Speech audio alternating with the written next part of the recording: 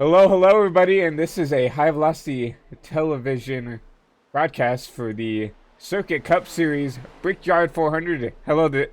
My name is Christian Elgato, your producer and commentator here for High Velocity TV, and today I have Billy Martin in the booth with me, calling the race with me today. How you doing today, Billy? I'm doing very well, and I'm very excited. Whoa, hang on to that. Not sure who that was, but very excited for this race. This is one of the big ones. We've been looking forward to it all season long. And, we had a tough race here in the Indy Series. I know I was out at turn one. It was ugly. I don't even want to talk about it. But Indy is a very difficult track. And every turn is different. And I think the best part about this race is it comes right after the Pocono race we just had. And the Pocono track, in some ways, is very similar to Indy. So I think you're going to kind of see the same setup. I think you're going to see the same cars being fast there as they are here. And it's going to be survival to the end. It's going to be a good one. Oh, I definitely agree. Survival to the end and just maintaining the car is going to be a huge thing here as we see the 96, right on the back bumper of that 50, that 66, my apologies. And, doing an NIS these couple of weeks, doing a full length Brickyard 400, it's huge about being part of everything and having and having to keep the car clean, having to maintain 400 miles, my apology, not 400 laps. That would be insanity. 400 miles here is a long time here. So you have to worry about driving around your competitors clean, making sure you keep everybody else around you clean, and not making any enemies towards the end here. Yeah, and if you're watching the broadcast, just to let you know, doing the Chastain here does not work. So I don't know what that guy's doing. Wait, I like that. I didn't see that card. We've got the 96 doing a couple of squirrelies down the back straightaway. It's testing out how much that grass line works there. Let's Yep. see if we can. Slows the cars down, but it does cause damage. Hamilton here in this 24 Valvoline machine trying to make laps here. And a huge thing you have to think about Indy is he's gonna get loose here out of turn four, and he's gonna completely KO that left side. You're gonna have to think about is draft here, right? Drafting down these straightaways is gonna be huge, and it's gonna be something that's gonna be massive. Aero blocking, aero push, and just trying to get away from the guy in front of you is gonna be huge here. As we see the 69 of Caleb Tipman right here in that 69 Lowe's machine, trying to make some laps here with a little under a minute left in practice here. But once again, it's just going to be about maintaining that car, being consistent. You see all these drivers, that bottom is going to be definitely the most preferred lane here, but you can make that top work as we will see as the race goes on, as they're going to go side by side at the start of this race. The Uberman, he's been out there running very fast the last few races we've had and didn't get much practice in this race. He's had a tough time of late, and you know what? He needs to, Uberman, we're thinking about you, bud. And you know what? In situations like this that don't break us, they make us who we are. So go out, bounce back, and let's see you run out front like we know you can do tonight. So let's keep an eye on the Uberman. He's going to be fast. That man right there, Nick Vasquez. Are you ready for this? Nick won the Daytona 500 at the beginning of the year. He called the race at Talladega, and he won it. He called the race at Darlington, and he won it. Today, he said his car is extremely fast, and he's calling this race tonight. So we're going to see if he can come through again, and he's got to be, without a doubt, one of the favorites. Another coincidence? He had just come back from a suspension and won the Daytona 500. Well, he just finished up another suspension, and here we are at the Brickyard. It can't be a coincidence that every time he calls these races, I've raced with Nick before, very, very fast driver, very confident driver in his abilities, and I think, that confidence shows in his driving, right? There's a reason why he's gotten suspended twice, is because he's very confident in what he does and how he drives. And, if he pisses people off, I don't really think he cares. He's going to do what he thinks is best for himself. And, you got to give the tip of the hat. He's as you just said, Billy, he's called every race. And when he has, he's came out here and won it. So, I definitely look out for Nick to come out here and could definitely be competitive here. Always when I was here racing in the Cup Series back in the day, he was always competitive up there racing in the top five. So I wouldn't be surprised if that's the same case here. That wouldn't surprise anybody. And here's another guy to keep an eye out tonight, Zach Johnson. Zach is always fast. Wherever we go, he's fast. Hasn't had the best of luck lately, but he's always improving. Every race we go to, he always rips off some killer laps. We know he's fast. We know he can win. And, he's one of the guys that is also has to be one of the favorites to win this race tonight. I think it's going to be just who can keep clean and who's going to be there for the last 25 laps. Exactly. I mean, you can be fast the first half of the race, the first 3/4 of the race, but if you're not there, with 20 to go, trying to make your car present as a race winner here, it's not going to matter, right? You have to keep the car clean, as we talked about in the pre-race, and you have to make sure that you can keep the car underneath you, right? I mean, you're going to see a lot of downshifting here, and one bad downshift and you're going to be eating that car right now. Zach P3 here on the charts. Let's go ahead and get Joe right here on his outlap. Now, Joe, I raced with him. Right, he's. Go ahead. I raced with Joe in another Cup Series, so I'm very familiar with the way Joe does. Joe's very clean, very consistent. I think he likes to set up that car for the long run, right? He's not going to be very aggressive here, but he will be, up there in the top 10 on these long runs. He's very consistent. Not, sometimes the speed isn't there for him, but he's very, very consistent and will always be up there. As long as you get those green flag runs, you always look for this 37 to be up there and just looking to be up there, maybe competing for that win there. Yeah, now, Joe is a clean driver. I enjoy running with Joe, but I got to be honest with you. I'm kind of afraid of him. He's kind of like the intimidated me whenever we're in a race and I see him coming up behind me, which isn't very often, by the way. I'm usually chasing him. But I always get nervous, like, uh-oh, here he comes. I know he's going to get by me. And you try to fight him, and he's fast. He is. And, he can – you said he's fast and consistent.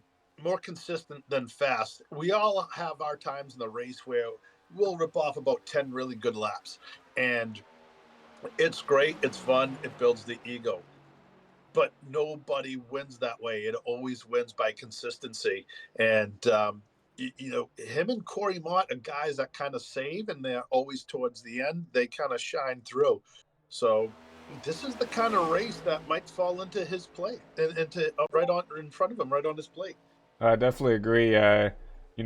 With a long race like the Brickyard, I mean, it's definitely something that you have to look at for some of these drivers that maybe aren't the quickest, but they are consistent. They do keep their cars clean here, and you have to think like, hey, maybe this is kind of the racing they need, are these longer races to kind of eliminate some of those reckless drivers that are going to push and potentially damage the vehicle.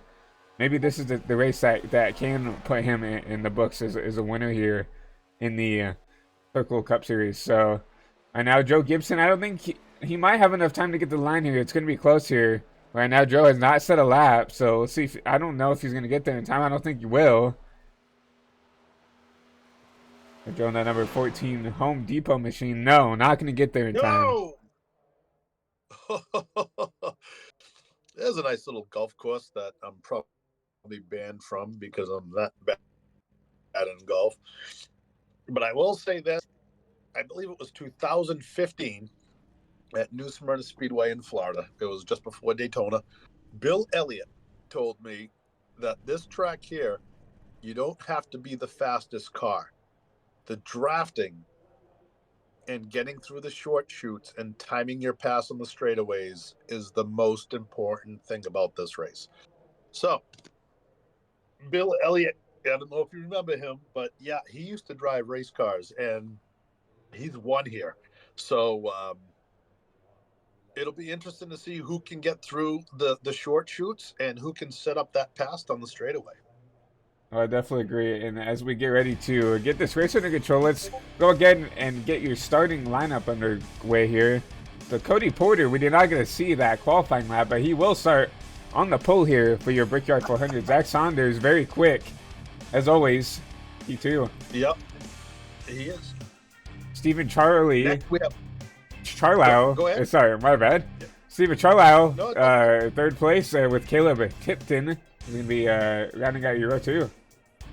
Yeah, the Uberman. Oscar Jensen in the 45. He's running in the inside of row 3. And next to him is going to be the 38 of Xander Short. All right, starting your row 4 is going to be Zach Johnson on number 8 car. We talked about him being quick in practice here with Nathaniel Campbell in that 16 rounding out Euro 4. Yeah, Nathan said that he didn't get much practice in this race yet. Initial Condor. This is a racetrack for him. He can get around this place. He's one of those drivers that can be very fast and he can be very consistent. His problem is he always gets caught up in something, so it'll be interesting to watch him. My pick of the race, I love this kid. I think he's a talented driver, and I'm waiting for him to win the race. Cody Leach in the 15 car. He's going to be on the outside. Yeah. You should look at that 15 car to be competitive. Ben Larson going to start your row 6 with Henry Kalhoff rounding out that row 6. Row 7, we have Thomas Wolf, who's always fast, and next to him is Stephen Menke, who's always running in the front. So watch these two guys come forward. Nick Vasquez, we talked about it also in qualifying. Look for him to drive up to the field here and be competitive up through the racer with Tyler Bellinger in that number 88, rounding out Euro 8. Tommy Carroll Jr. in the 56 car. Next to him is Alan Phillips. Row 10 is going to be Corey Mott. Big boss man here, rounding out your row 10 here with Nick Cordova in that number 43. Yeah, now, Corey Mott is a master at saving, so he'll come forward. Ryan Taft, ready for tonight's race. Don't care where he starts, he's going to be okay. And as far as Stuart Harding Walker goes, he's been very fast. He's comfortable. He's ready to go. All right, rounding out your row 12 is going to be Garth Griswold with Joe Wright. We talked about him in practice being very consistent. So, I mean, if we get a long run, look for him to be up there, up front. Cameron Romano in the 55. He's going to start in the 13th row, and next to him is going to be Michael Deitch. Michael always consistent. A big road course guy, but I'm not sure how competitive he's going to be here on the oval. Mason Hofner is going to be in the number 30. And Jonathan Ledger, a really nice guy, really consistent. Going to round out your row 14. Jonathan made me a killer rap. I cannot thank him enough for that, for my ARCA car. Super thank you to Jonathan. On the inside of row 15, Wyatt Sadler and Richard Cherry in the 27. I'm really surprised to see Cherry that far back because he's very fast. Maybe not the qualifying lap he wants, but look for him to be up there towards the front. Yep. Vince Mitchell starting row 16. Ray Gill rounding out row 16 here. Look for that 66 to be up there. The 99 of Justin Bell and Jim Mott, Papa Mott will be in the 77 in row 17. Row 18, Noah Hamilton in that number 24, and Joe Gibbs rounding out your row 18. And that is, you're going to be your starting lineup there. And while we have a little bit of time here, let's look at your hot and cold here. Hot drivers right here. Justin Bell, I think he's in this race. Yes. says looking at this website, looking at the point stuff right now, on a hot streak right here. 2 top 15s in the last 2 starts. You know, he's on the up right here. Vince Mitchell, also on the hot here with Cody Porter. We talked about him. Your pole sitter has won 2 of his 4 starts. So starting on the pole, right where he needs to be. Look for him to be, you know, one of the favorites here to win this Crown Jewel event. Absolutely one of the favorites here. And it seems as if the pace is already getting picked up. We're already getting ready to come around and go green. But this is a huge race for these guys. You know, it may be iRacing, but this is like the real deal to us. As the pace car's getting ready to turn down, we're getting ready to go green. There goes a pace car. Bring us to the green, buddy. Green flag's out, and we are going to be green here at Indy. 165 laps. Here's the start of the Brickyard 400. And if you look right off the bat, both lanes got a great start. These guys are having a drag race going down the back straightaway, and they're going to be side by side going into the short shoot in turn 1. And side by side. Look at that on the outside. You see the 69 of Caleb Tipton trying to fight on the outside there. But right now, 3 wide going into turn 3, it looks like, down this back long stretch. Is it going to stick? You know, I mean... I hope. Yeah, there's absolutely no need. And, Tipton gets forced up into the wall. Hang on to it. Oh, no. Yeah, Wow. Tipton up into the wall there. Great job by those guys. Great job by those guys to not make that even worse. And that could have been a big wreck right there. That was close. They're going up for the battle for the lead here. Zach Saunders trying to tail this 04 of Cody. You know, as we said before, pole sitter, you know, track position is going to be huge here. I mean, yeah, the draft is a big thing here, but track position is huge here because, you know, you're going to see these guys fan out right here. As you see in the back here, Condor and everybody else back here fanning out, trying to make something work here. I think that was Cody Leach going out and making the pass through down the stretch. I mean, but track position is going to be key because the more side-by-side you do, especially on these straights, just the more you slow each other down. And then, as we already see, you know, there's already some little packs already starting to form here. It's only been 2 laps complete. These aren't the Indy cars. These cars really aren't meant to race here.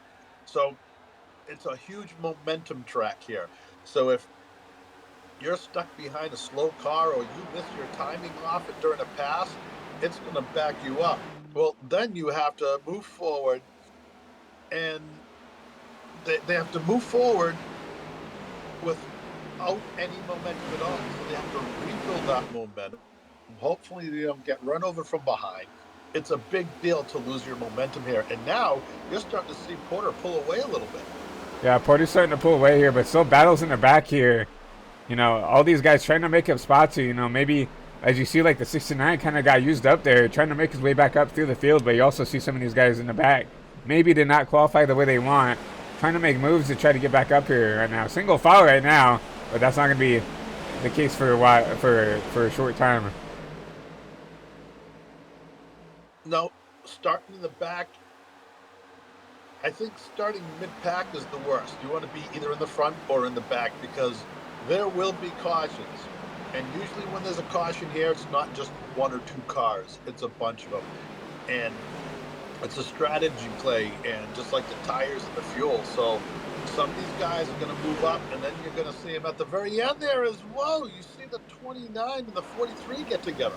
You see Nick Cordoba kind of get used up there, and he's going to fall back to the, and like I said, you lose that little bit of momentum. Look how many spots he's losing. Look how much momentum he lost. He lost, what, 4 or 5 spots there by just having to lift.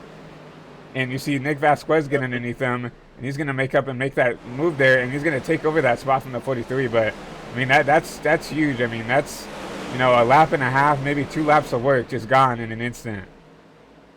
Yeah. No, Nick Vasquez, I know every pass for him will be calculated here. So he's just going to pick off these guys one by one.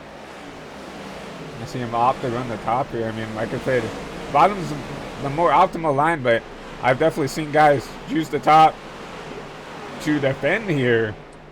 As you know, especially on these long runs, the tires are going to wear, the car's not going to drive right, and they're going to have to, you know, and those cars are going to start to push up the track, and you're going to see guys use the top to kind of defend, they kind of force those guys at the bottom and to back out and make up spots that way. And people have to remember that these aren't Indy cars, and they can run side by side through the corners here with the Indy cars. It's kind of like a whoa, hold on to that. But they make a bigger hole. Oh, as you see one car there loses momentum, and look who immediately right off the bat he falls and loses the spot because Nick Vasquez is there to capitalize on. And I gotta be honest with you, he got a little kind of high there. Yeah, Nick kind of ran a little bit high there, but took advantage of that 43. 43's going to try to run the top here, but not going to work here. But back to your battle for the lead here. It's still, I mean, that 04 is starting to pull out a little bit here. You see Oscar Jensen actually get around Saunders here in that 45 Jordan car. Now up 3 spots from where he started. So trying to run down this 04. He's just looking out there trying to get in the draft and just keep going. Now, as a race car driver, are you starting to save gas already, or are you just going to kind of go for it? You know, I don't know if how much fuel that the league owners and the admins and the race control are letting these guys have. Like 100% fuel, I'm pretty sure you get around 35 to 40 laps of fuel. So right now I wouldn't even really think about saving fuel right now. 160 laps, that's a long time. You know, maybe the last couple runs I would maybe consider if fuel saving can give you an advantage. I would definitely do that. But right now, there's just not enough race that's been raced yet to even consider it right now. I think right now you got to get this track position up. You got to make some spots up, get in that draft, try to catch this leader, and then maybe consider. You know, if you don't want to push your stuff, maybe you could sit behind that leader, sit in that draft, and maybe you could save a little bit of fuel. Yeah, as you look further back in the field, you see Campbell and Gill running side by side. Behind them is Vasquez, who just keeps moving up. And behind him is Vince Mitchell, behind the 22 car. And Vince is usually very fast as well. So don't be surprised when you see these guys in the back all being there towards the end. So a lot of these guys might be thinking just, survive to the end and then just come full bore. You see, Vince is kind of in a good spot right here. I mean, he's got a gap, and I don't know if it's enough to say that he doesn't have clean air, but it's enough to where he can, cool those tires off and kind of, manage his pace right now. I think that's a huge thing that you have to think about is managing your pace. You cannot overdrive the car at the start here excited because, it's the Brickyard 400. Yeah, it's a huge event, but you cannot overdrive this car. You cannot heat up the tires because if you do, you're going to be in a world of hurt the last part of this run. Without a doubt. And the thing about this place with these cars is you kind of want to hit the corners the exact same way. You want to get 2 tires just below that white line. But in an Indy car, you touch that rumble strip, it's all over for you. That's what happened to me. These cars, you can hit the rumble strip, and you're going to be okay. It's just going to kill your momentum. Yeah, I mean that's a huge difference with the Indy cars and the stock cars. I mean, you have to muscle these things around compared to the Indy cars. I mean, the Indy cars also have their challenges, right? No power steering in those Indy cars, so you get sideways. You have to muscle that thing and save that thing. Compared to the rack and pinion pairing in these next gens, right? But like you said, I mean, with how heavy and boaty these next gens are compared to those, aerodynamic beasts of the IndyCar, you can't afford to get on the rumble strip. You can't afford to muscle this thing around. Versus the IndyCar, you have to be more nimble. You have to be more, consistent and way more, patient with the car. Refined. Yeah, you definitely have to be on your mark. Missing your mark in this car is not going to kill you as much as it will there. So, but these guys now, they're just getting in the draft and They want to try to move up, but it is so difficult to pass here. You see the number 3 of Ben Lawson underneath Nat Nathaniel Campbell here for this number 18 spot right here. Just right inside the top 20 here. He's going to not get the job done here, and he's going to fall behind here. But you see a lot of these drivers start to get single file here, trying to figure out what their pace is right now. Like I said earlier, you just have to figure out what pace you want to run right now. Don't burn up those fresh Goodyears right now. I mean, 11 complete. Like I said, with 100% fuel, I know you can go about 35, 40 laps. So it's still a long ways to go, especially at this 2.5 mile track. You know, you got a long ways to go. So you got to manage this car. You have to make sure that you got enough juice to go for this whole fuel run. I don't think we're going to see anybody pull off any 2 tires at this track. I think it's going to be 4 or none. So you never know. You might see somebody try it if there's a short caution or something, but rubber is a big deal here. You want fresh tires, because old tires are going to just slow you down. Those guys are going to gobble you up on fresher tires. Yeah, I mean, exactly. I mean, the Indy's so abrasive, so long, right? And the corners are so unique. You know, this is the only track. This is why it's such a historic, such a unique venue here at Indianapolis, is because it's such a unique shape. You know, it's like a rectangle almost, if you want to call it that, right? Nothing shaped like this, and it just wears the tires completely different than, you know, like a 1.5 mile or super speedway or a short track. So it's like you have to approach the track just completely different than really any other track that these Cup drivers are going to go to during their Cup season. The only other tracks this size are like Daytona, Pocono, and Talladega, but Talladega and Daytona are nothing like this place. You can go a long time without tires at Daytona and Talladega, not so much here. And now we're starting to see these guys heating up the battle a little bit here further on in the pack. And I think a lot of these guys are trying to take off. And, you know, I'm a little surprised to see the fact that we're still green, but we already have people dropping out of the race. Yeah, I mean, it's just sad to see that. You know, we have Joe Gibson, Jim Mott, Michael Deitch, Mason Hofner, Ryan Taft, and Justin Bell right now off the track. And hopefully, you know, they can get back in. But I mean, it's a tough sight to see. 13 of 160, not that long into the race. We have you know, over 5 cars that have you know, put their car in the garage for some reason. I mean, no caution, so hopefully. Yeah, you know, and although we do have race control tonight, I was going to say, you know, maybe it was just one of those iRacing things, but I believe we have Gordon Warden back into the control booth, and Gordon will not miss a yellow flag. So I know he's looking forward to being here for the next 3.5 hours doing race control down there. And we're taking a look at your race pick here, Billy. Cody Leach up 5 spots up into the top 5. I just got around Zach Saunders, my apologies. And Zach has started to fall back. Remember, he was up in P2 at the start of this race, now outside the top 5. Do you think he maybe burned his stuff up? Maybe, do you think he's maybe trying to pace himself and he's going to let these guys go? Maybe he's going to get him on the backside of this run. I can see him, unless he hit the wall and, you know, he has some damage or something that maybe he's slowing him down, or, you know, these are open setups. Maybe he made an adjustment that he shouldn't have. So don't count him out. You know, if the guy behind you is faster, let him by here. That's the important thing. You don't want to get run over. You don't want to get run over, and you can't really afford to battle a lot here because it does give up so much time here. Because, you know, the only way you can kind of race each other on the streets is you have to side draft each other. When you side draft each other, I mean, for fans at home, I don't know that, right? When you side draft, all you're doing is taking the air away from the car, and it basically just slows you both down. And that not only, you know, makes the guys behind you catch up, but you also lose time to the leader.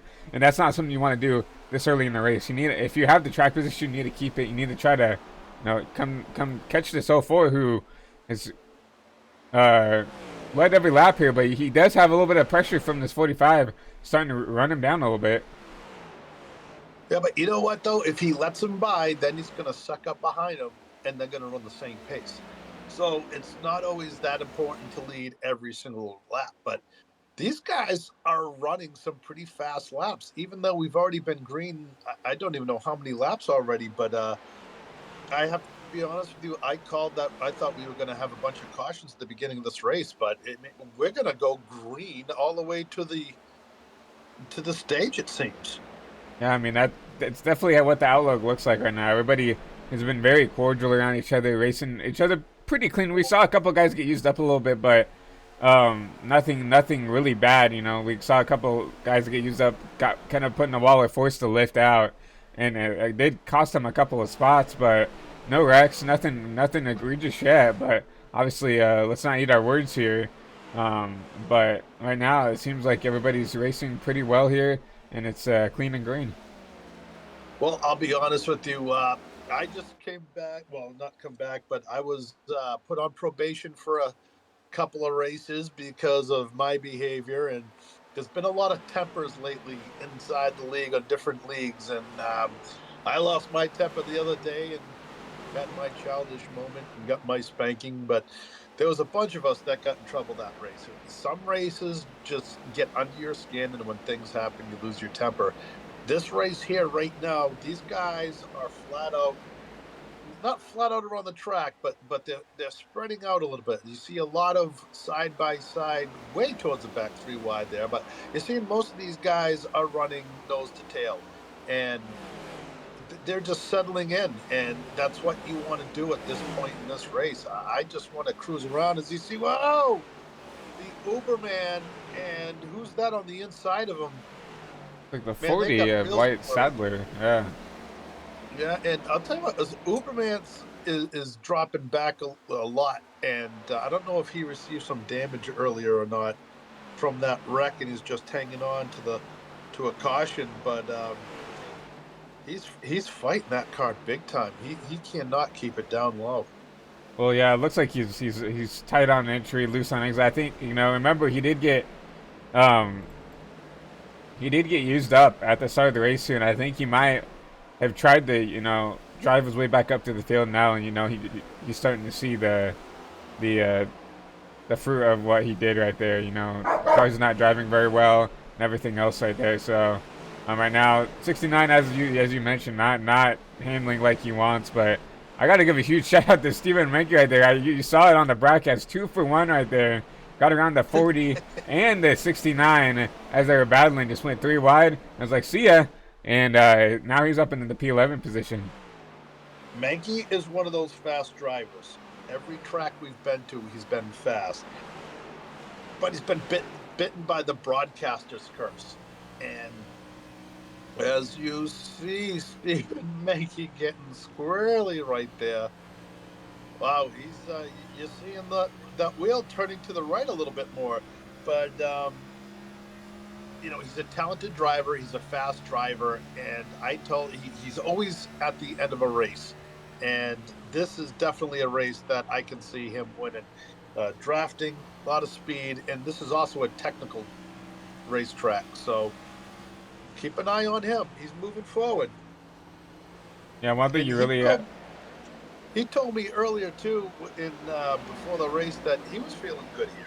So no, it that's not a definitely. good sign. Yeah, it definitely looks like he's found a rhytm here as he's caught the back of this top 10 here.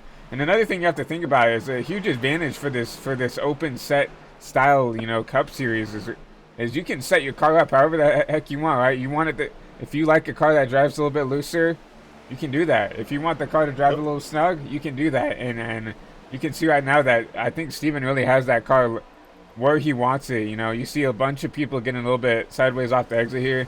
You see him a little bit more upset on entry, which I feel like you can afford to do here, because the way the banking and the way that white line works, you can really kind of park the car if you need to, if you're unstable on entry. But you see a bunch of cars kind of hanging the back end out on exit here, but you see that 6 car pretty stable on exit here. Yeah, you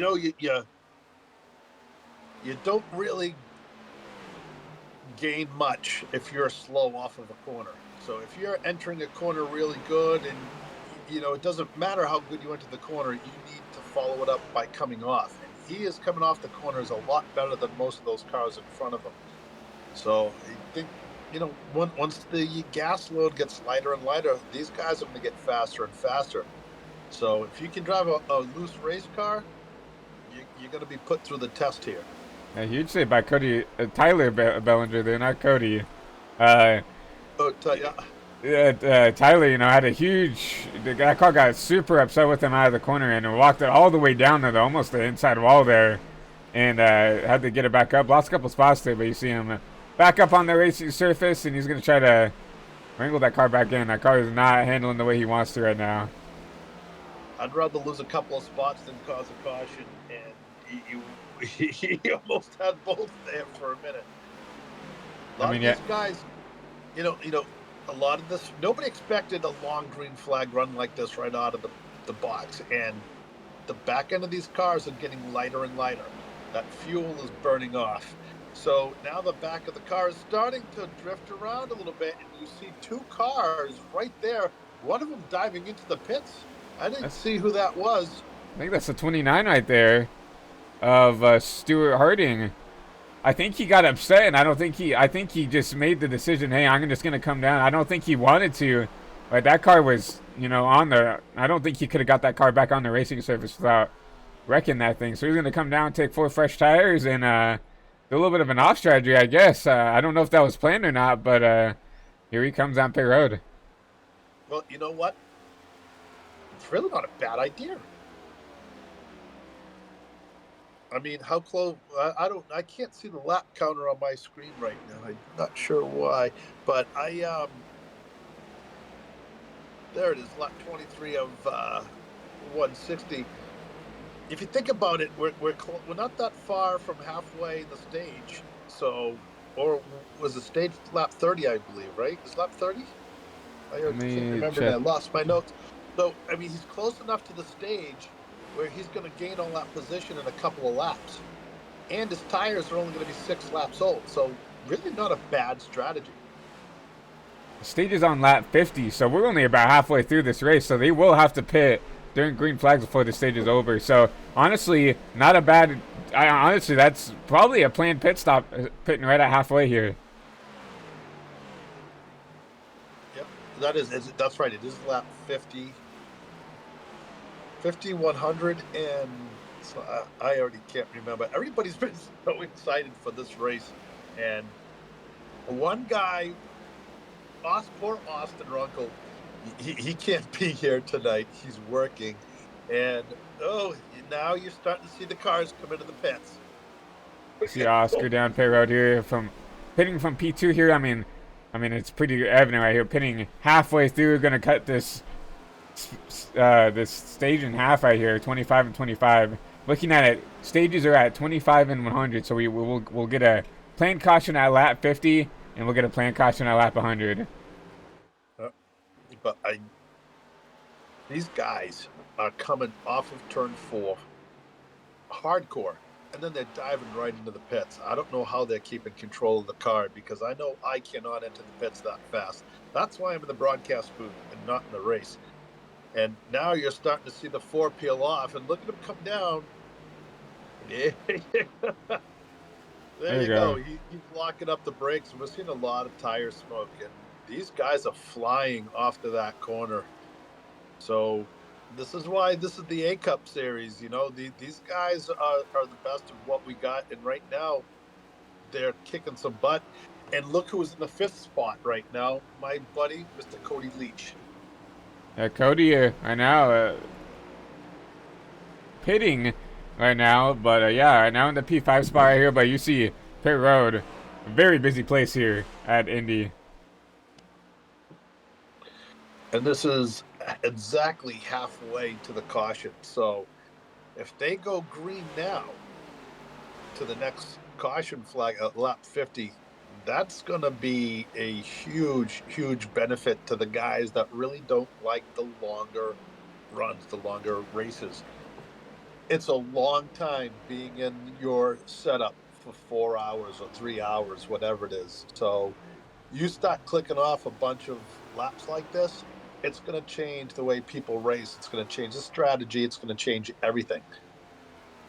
No, I definitely agree. I mean, and I'm not surprised seeing Zach right here staying out. You know, I think he's always been kind of a driver who's wanted to do the different strategy to put himself in a different position here to make something happen here, and that's why he's out here leading this race. You got Vince Mitchell back here in the P2 spot, Justin Bell, Ryan Taft back in the race, and fourth. So a great recovery for him. I mean, right now has not came down pit road. My former team owners, ooh, huge catch by him. Wow.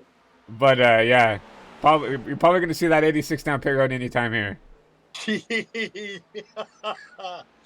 Yeah, if he doesn't need tires, I think he's going to need a new driver's suit because I think he just had a moment right there. That was a wow. That was a good. Yeah, you can already see him slowing down, and no, Oh, he keeps going. He's gonna keep that car out there, and he's going to keep fighting for another day here. As we have a caution. Oh, wow. What a break for him. So we're gonna go ahead and see where we can find here. It looks like this 38's pretty slow here. See if he can show us where the caution is here. Looks like he just went in the corner a little bit too hot and it came up and the 29 and the 35 really had nowhere to go. And I don't know who that red car is, but he ought to buy a lottery ticket. Well, he did touch the wall there a little bit. Yeah, I mean, what a avoidance by. I think that's Jim Mott there in that 77. Old Pops right there making evasive moves, and what an avoidance by him. But yeah, looks like just a little bit overdrove the corner a little bit, and nowhere to go for this 35. You know, and you gotta feel bad for some of these guys. You know, nowhere to go. Whoa. Roll that through a little bit more. Keep going. Is that the leaders coming through behind this wreck? It could have been. Watch how close this comes to the leaders. As the Taco Bell 38. Oh, yeah, you see the 04 right here. You're gonna see him on the right side of your screen here. Let's see if we can grab him. Yeah. Ooh, right here. He's driving through the wreck right here. So ooh. Let's actually go on board with your I would say without the caution. Let's see, he would have retaken the lead here. Let's right on board with your 04 of Cody Porter here.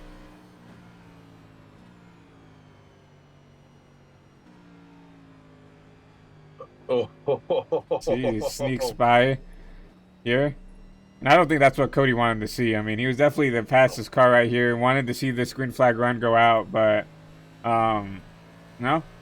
I guess fate said otherwise. So Zach Saunders gonna basically get a free pit stop here, and that's exactly what Zach wanted to see. Yeah, that strategy kind of played out a little bit for him, and he also has more fuel now too. So without a doubt, he can make it to the next caution flag, which should be the end of the stage. But cautions bring cautions, so may not be true tonight, hopefully, but it's lap 30. We've been lucky so far.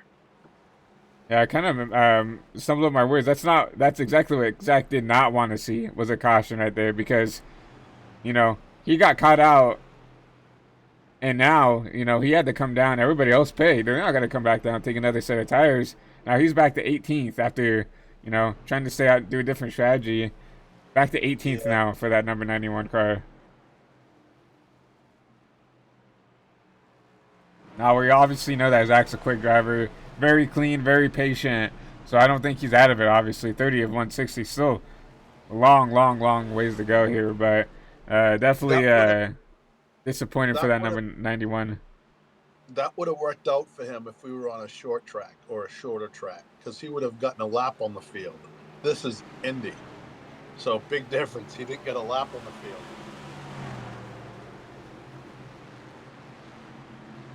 And right now, fifth spot in that number 15 car, Cody Leach. Yeah, Cody's been up here in the top 5, top 10 conversation all race. You know, started in 10th, but made up 5 spots here. You know, Wyatt Sadler up 27 spots up there in that P2 spot. So what a recovery for that driver. You know, we talked about him being quick in practice. We talked about him being a contender in qualifying, and he's showing it right now, up 27 spots. Yeah, yeah. At Indy without crashing, without yellow flags too. So that's even more impressive.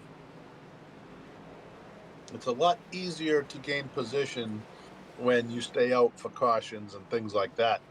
This has been green flag laps that he gained all those positions on. So I think his car might be okay. Yeah, I mean, see him in that Elliott Sadler Esports machine. I mean, you know, just being a part of that, you know, that just shows the talent this young driver has. You know, Elliott Sadler Esports, obviously Coke Series program, right? So, you know, you see the likes of Braden Movick and all those types of drivers, very talented individuals. You know, racing for Elliott Sadler there. So just having that banner on your name really just shows a lot of what he's made of right there. So It's good to see a lot of these guys kind of moving up. And another car I just saw a glimpse of in 12th position, the 22, Nick Vasquez, already up to 12th. In front of him is Corey Mott, who has kind of snuck up there as well. So seeing these guys kind of just they've been racing pretty hard if they're already up that close to the field from starting where they started from. Corey Mott up to P9, up 10 spots here. So you know, look at Corey to maybe make some noise here, coming towards the end of this stage here. But you know, coming in 3 and 4 here, pace car, the lights on the pace car are off. So we'll be going green around here, and I think we'll be going what 20 laps to go here in this stage here. So you're gonna definitely see some exciting racing at fans at home. So all right, fans, pace car's off.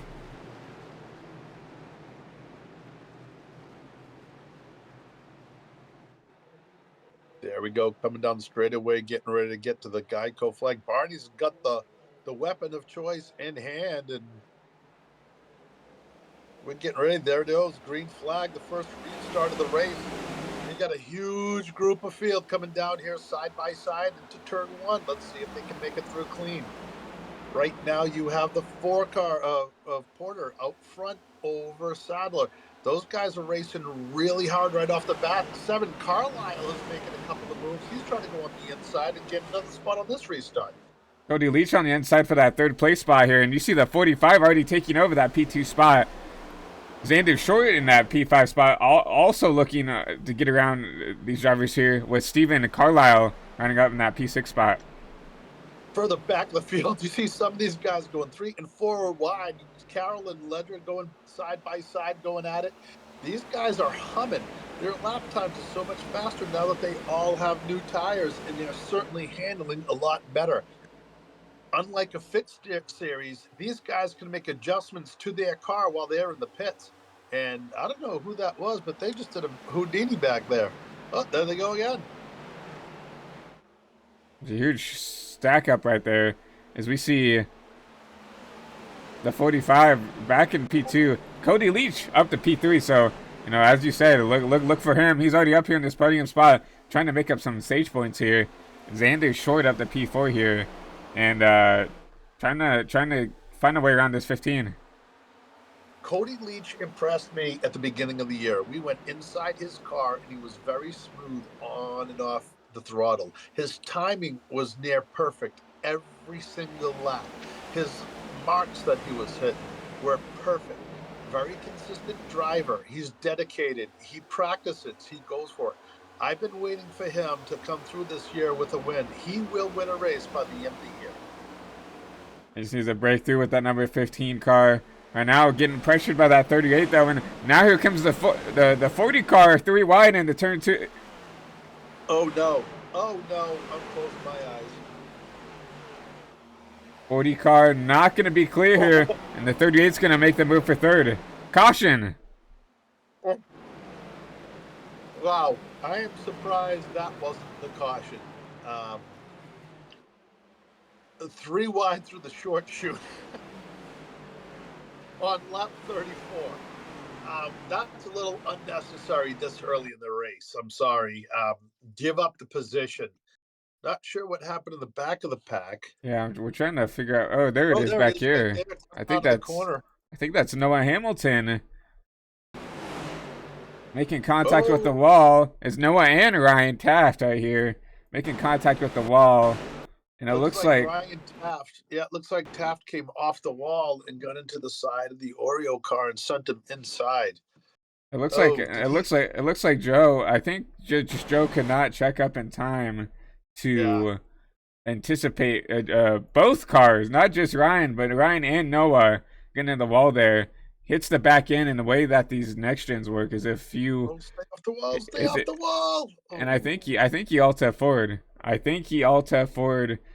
I mean, it's a smart choice, you know. If you really think that's what you need to do, then then do it. I mean, that might have saved his race right there, because if he doesn't alt F forward, I mean that car is done for right there. So I think definitely an alt F forward was put out there, but definitely nothing he did wrong there. Just Ryan and the car in front of him just getting a little tight, getting up into the outside wall, and nowhere for that 37 to go. Well, I'll tell you what. I just learned something. I never heard of that Alt F4 trick before. So maybe that's something I'm going to look into next race because that and repairs are my 2 favorite things in life. And look at those 2 cars in the front. Is there a beef going on there with those 2 cars? Or are they just kind of saying hello to each other? Yeah, I think that's maybe just a little gentle hi. I'm here. Uh, but I wouldn't see a reason for there to be any disagreements with those two. Been racing up front, very clean and green. I think they're just giving a little. Maybe Oscar's trying to help that 04 save some fuel. Yeah, I have a feeling that those 2 are in the Discord together, laughing their butts off right now. They're having some fun out there, that's for Yeah, sure. having some fun, leading the race here. 36 at 160 complete here, and you got to think, these guys have to be confident right now in what their cars are doing. Well, I'll tell you one thing. If I'm the guy behind them, I don't like what I'm seeing, and I'll tell you why. If they're goofing off in the front of the pack like that, that means they're loose. They're not tense. They're relaxed. They're ready to go racing. So, as as we see it continue, is there a beef? I mean, what's going on? We got to find out. Are either one of these guys in a room we can pull up here real quick? Let's see if we can find any of these drivers here.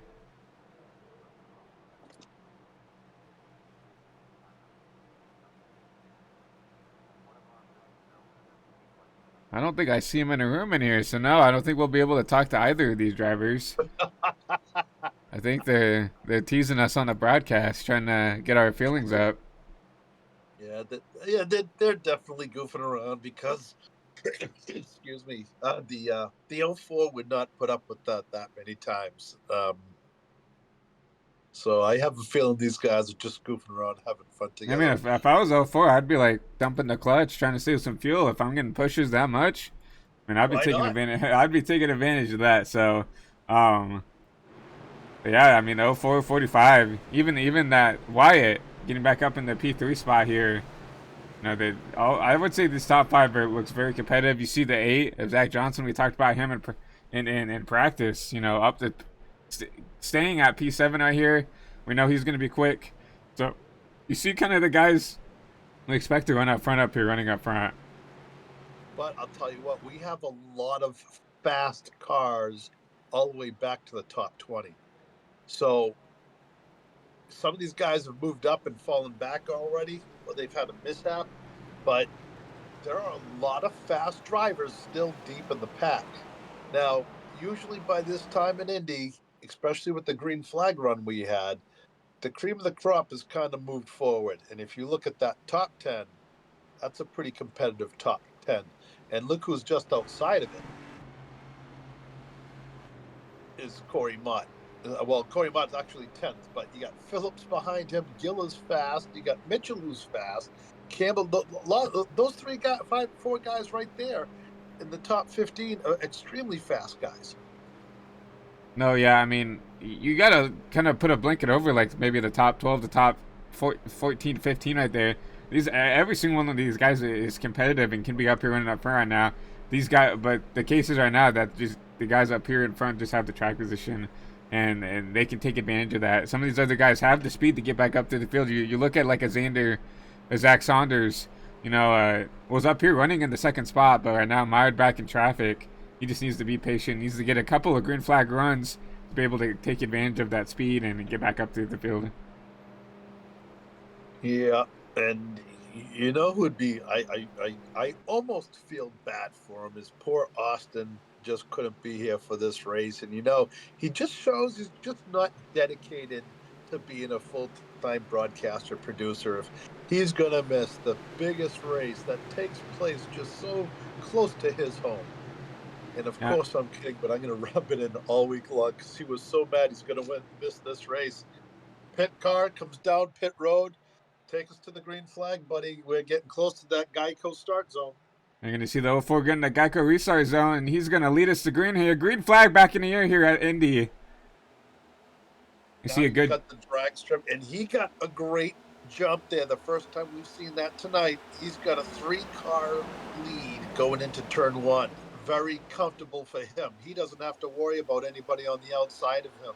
But if you get right back behind him, they're already too wide for the next 4 spots. You read my mind. A great jump by that 04 car, and I mean, it clears both lanes. And like I said, battle for second here between the 40 and the 45. You see some contact between the 15 and the 38. 3 wide going into turn 3 here. Who's going to prevail? Oh, hopefully somebody backs out because that's just not going to work. Get off that wall. Man. Still touching and doing each other coming into 4. 45 is going to take the ladder, and he's going to have to lift out of that. Corey Leach is going to take over that P3 spot, but look at that. 4 wide back there for the top 10. Now, obviously what this is telling us, you see some blocking further on back in the field, but this tells me that it's very difficult to pass. So these guys are going for it on these restarts. And did I just see 4 wide going into turn 1? Yeah, it looks about 3-4 wide back there. And look at that 45 car. Back to P12, started P2, got shot out of a cannon, and now back in P12. Yeah, he's moving forward. I think he's got a great car. You see 3 wide again going into turn 3 there, and man, I keep telling you I haven't said it since the beginning of the race, but each corner here is different. And I don't know how those guys are making it 2 wide coming into turn 3. Turn 3, to me, for some reason, it feels like the thinnest corner. And it's a place where I have trouble. And those guys, is that Corey Mott, those 2 guys were almost touching each other going through that corner. And I think Corey backed out a little bit and lost a little momentum. I mean, that's not Corey. That's the 94. I'm sorry, that's not Corey Mott. I mean, despite who it is, you can see a lot of respect here. You see a lot of people, even when they are racing side by side, 3-4 wide, you see a lot of respect. You see a lot of room given to make sure no wrecking happens here. So you love to see that. You see Andrew Short taking over this P3 spot. Cody Leach, back to 4th, but battle for P5 here with Thomas Will, Steven Charles, and Zach Johnson battling out for that P5 spot. Yeah, these guys are going for it early. And now everybody trying to get single file once again. I think everybody kind of found where they want to run, and now are trying to settle in. You see 2 wide back here. Corey Mott, Alan Phillips, Ray Gill, Nick Vasquez right here battling for this top 10 spot. Ooh, That's close right there. I can't even watch this right now. And now you're starting to see guys get squirrely in the back of the pack. I don't know why we're racing like this on lap 41, but if this continues, it's going to lead to a big one. Ooh. Oh, there's And a wreck in there the it back is right right here. there. I spoke too soon. Oh boy, another caution coming out, and this is going to collect a few cars. Is that the 91? I think that's the 91 of Zach Saunders that got collected in that. And it is. I don't see a lot of damage on that car, but definitely not what he wanted to see there. Let's go back and take a look and see what happened here. I think this all started with that one of Corey Mott. Let's see if we can find his car here. It looks like he got shipped by the 5 car. Let's take a look back here. It looks like he got moved up by this one by the 5. I mean, yeah, by the 5 car, and it kind of sent him up the track. Had to back out, and see if we can find Corey right here. There he is, and it just caused an accordion effect. And I think the guys on his inside trying to give him room, thinking he was gonna bounce off the wall. You see the 6 of Stephen Menke right here. Just you can't. That's 5 wide going out of turn turn 2 right there. That's not gonna work. No. Wow. Wow. Oh, I mean, that. Yeah. I mean, I don't know what everybody was thinking through all that, but yeah, just 5 wide is not gonna work really at any part of the track. Maybe down the front backstretch, but besides that, I mean, there's no really feasible way to say that. That's just not what you need to be doing here. You see, let's you know what? Let's go do a replay on that, but go in the in-car camera to the car that is towards the back. let's see if we can Let's see exactly what that looked like. if we can go on board with maybe. I think probably the 91 had a good shot of that. Let's see if we can go on board with Zach Saunders here. We can find his car here. There he is, Zach, right here.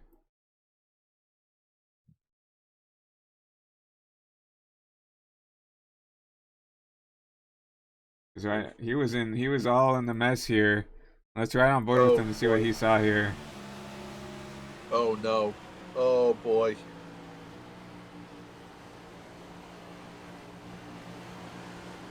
There's nowhere to go for this for that car. Yeah, you know what? It kind of looked like, I don't think anybody intended to make that 5 wide like that. It looked like somebody, Corey Mott, another car, got way up high, and everybody kind of backed out so they didn't kind of collide. And everybody else is just carrying so much speed into the corner, they just can't slow up in time. Yeah, it just kind of looks like, it looks like that 55 backs out. He's like, oh, I got to give him room. And then it's like the 96 backs out. I got to give him room. And then it's just everybody's trying to fill that hole. And it's just not going to work. That's not going to work when, at here at least. And you see the 96 kind of get up into the 6 car there. And then this is actually so long for the ride here. You know, the thing is just, it happens so fast, and it's not like you can slam on the brakes. If you slam on the brakes, the way the cars are set up, it's going to make the car spin. You know, or it's going to be very difficult to control, and that just happened so fast. And still very hard racing a little bit early in this race, and that just took out a couple of contenders. Yeah, I don't think anybody got that big of damage, but it's definitely a huge setback. Going, we're probably going to be five to go to the stage here, and obviously stage points going to be very important here. Need those precious stage points. And I wouldn't say really a stage win was really an embark for those drivers back in fighting for a top 10 here. I think. Yeah, but they were definitely battling for that top 10 to maybe get a couple stage points if they could have made up those spots. But yeah, I mean, definitely a huge setback for some of the drivers. But honestly, I didn't see a lot of damage for a lot of those guys. So hopefully they can get those cars fixed, get back on the racetrack, and a lot of competitive cars there. So hopefully they can get up there and hopefully, be competitive still. I'll tell you what. Let's show the folks at home what it's like. Let's go back to who's that white car in the 90s, at the 95, the 94. Let's go inside the 94 on this restart and just let it go, let it play through. And this will be the turn it up portion of the race. Let's show the folks at home what it's like to restart at Indy in the middle of the beehive. He's starting in the, what is that, the 8th spot? I think he's starting spot? in Fifth spot. Yeah, P5 right here. Sorry.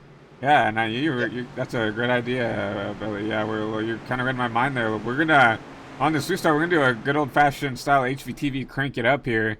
Go on board with the 94, get some nice, good camera shots for you guys, and you can really see the speed that these cup cars are gonna make here. But first, we got to get to this restart here first. You see the lights on the pace car are off, so we're gonna see pace car go off here.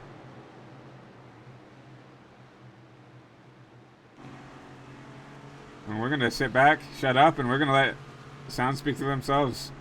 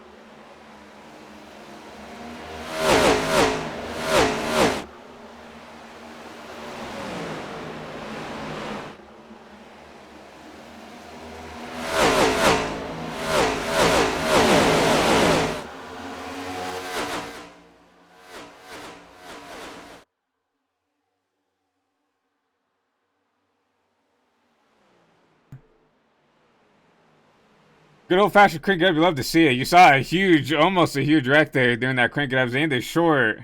Huge mistake there. You saw a huge checkup there, but looks like everybody kept it clean and green here. But what a drive by those drivers to keep it off each other, as we have some pretty good racing back here for this top 15. It's really crazy that didn't turn into something huge. Those cars just stacked up so far. That could not have happened at the worst spot in the racetrack, at pretty much the worst time in the race on a restart. It backed up about 7 cars straight, and we're really lucky that they didn't just plow into each other and bring out another caution flag. But now, if you look up front, you're starting to see a little bit more of a heated battle in that top 5 position area. These guys, or the top 3 rather, you got second and third really going at it. And if you look back on 4th, 5th, 6th there, these guys have been going 2 and 3 wide since we went green flag. And look who it is. It's the 22 of Nick Vasquez. If you remember, Nick called this race. He thinks he's got what it takes to win here tonight. And you have to give him credit. Every time he said it, he's won the race. He's not being cocky. He can back it up. He's confident. He's going to be in victory lane tonight. Yeah, I mean, Nick's definitely showing that he means business right here, sitting here in P4 right now. But he does have a rear end full of Xander Short, trying to get back to him. You see Alan Phillips back there in 6th, and Zach Johnson sitting in 7th, like he has basically all race here, being Mr. Consistent here. But 2 to go here, I believe. Here, I don't know if the caution will come out at the completion of lap 50 or at lap 50, but it comes out with the the top 10 gets through. And whoa, we almost just had two guys touching right there in the corner, and that's never a good thing here. But look at how much momentum he lost there. The car behind him immediately went side by side. Not going to beat him to the start finish line, though. Yeah, Alan Phillips, huge contact with that 38.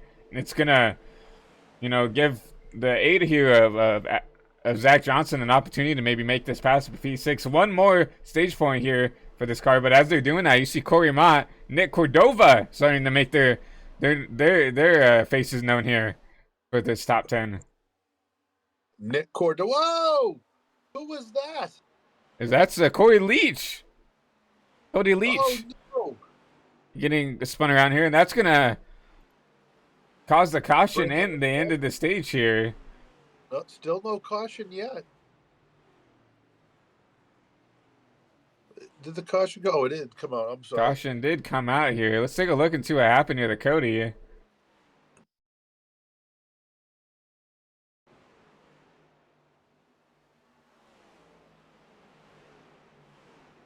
See the 66 right here, right behind them. Go far chase to see what happened here. Ooh, was that possibly a little net code when they got side by side? No, let's take a look. Comes off the corner, gets the draft. I think Gil just wanted to try to side draft him, and yeah, a little bit of net code there.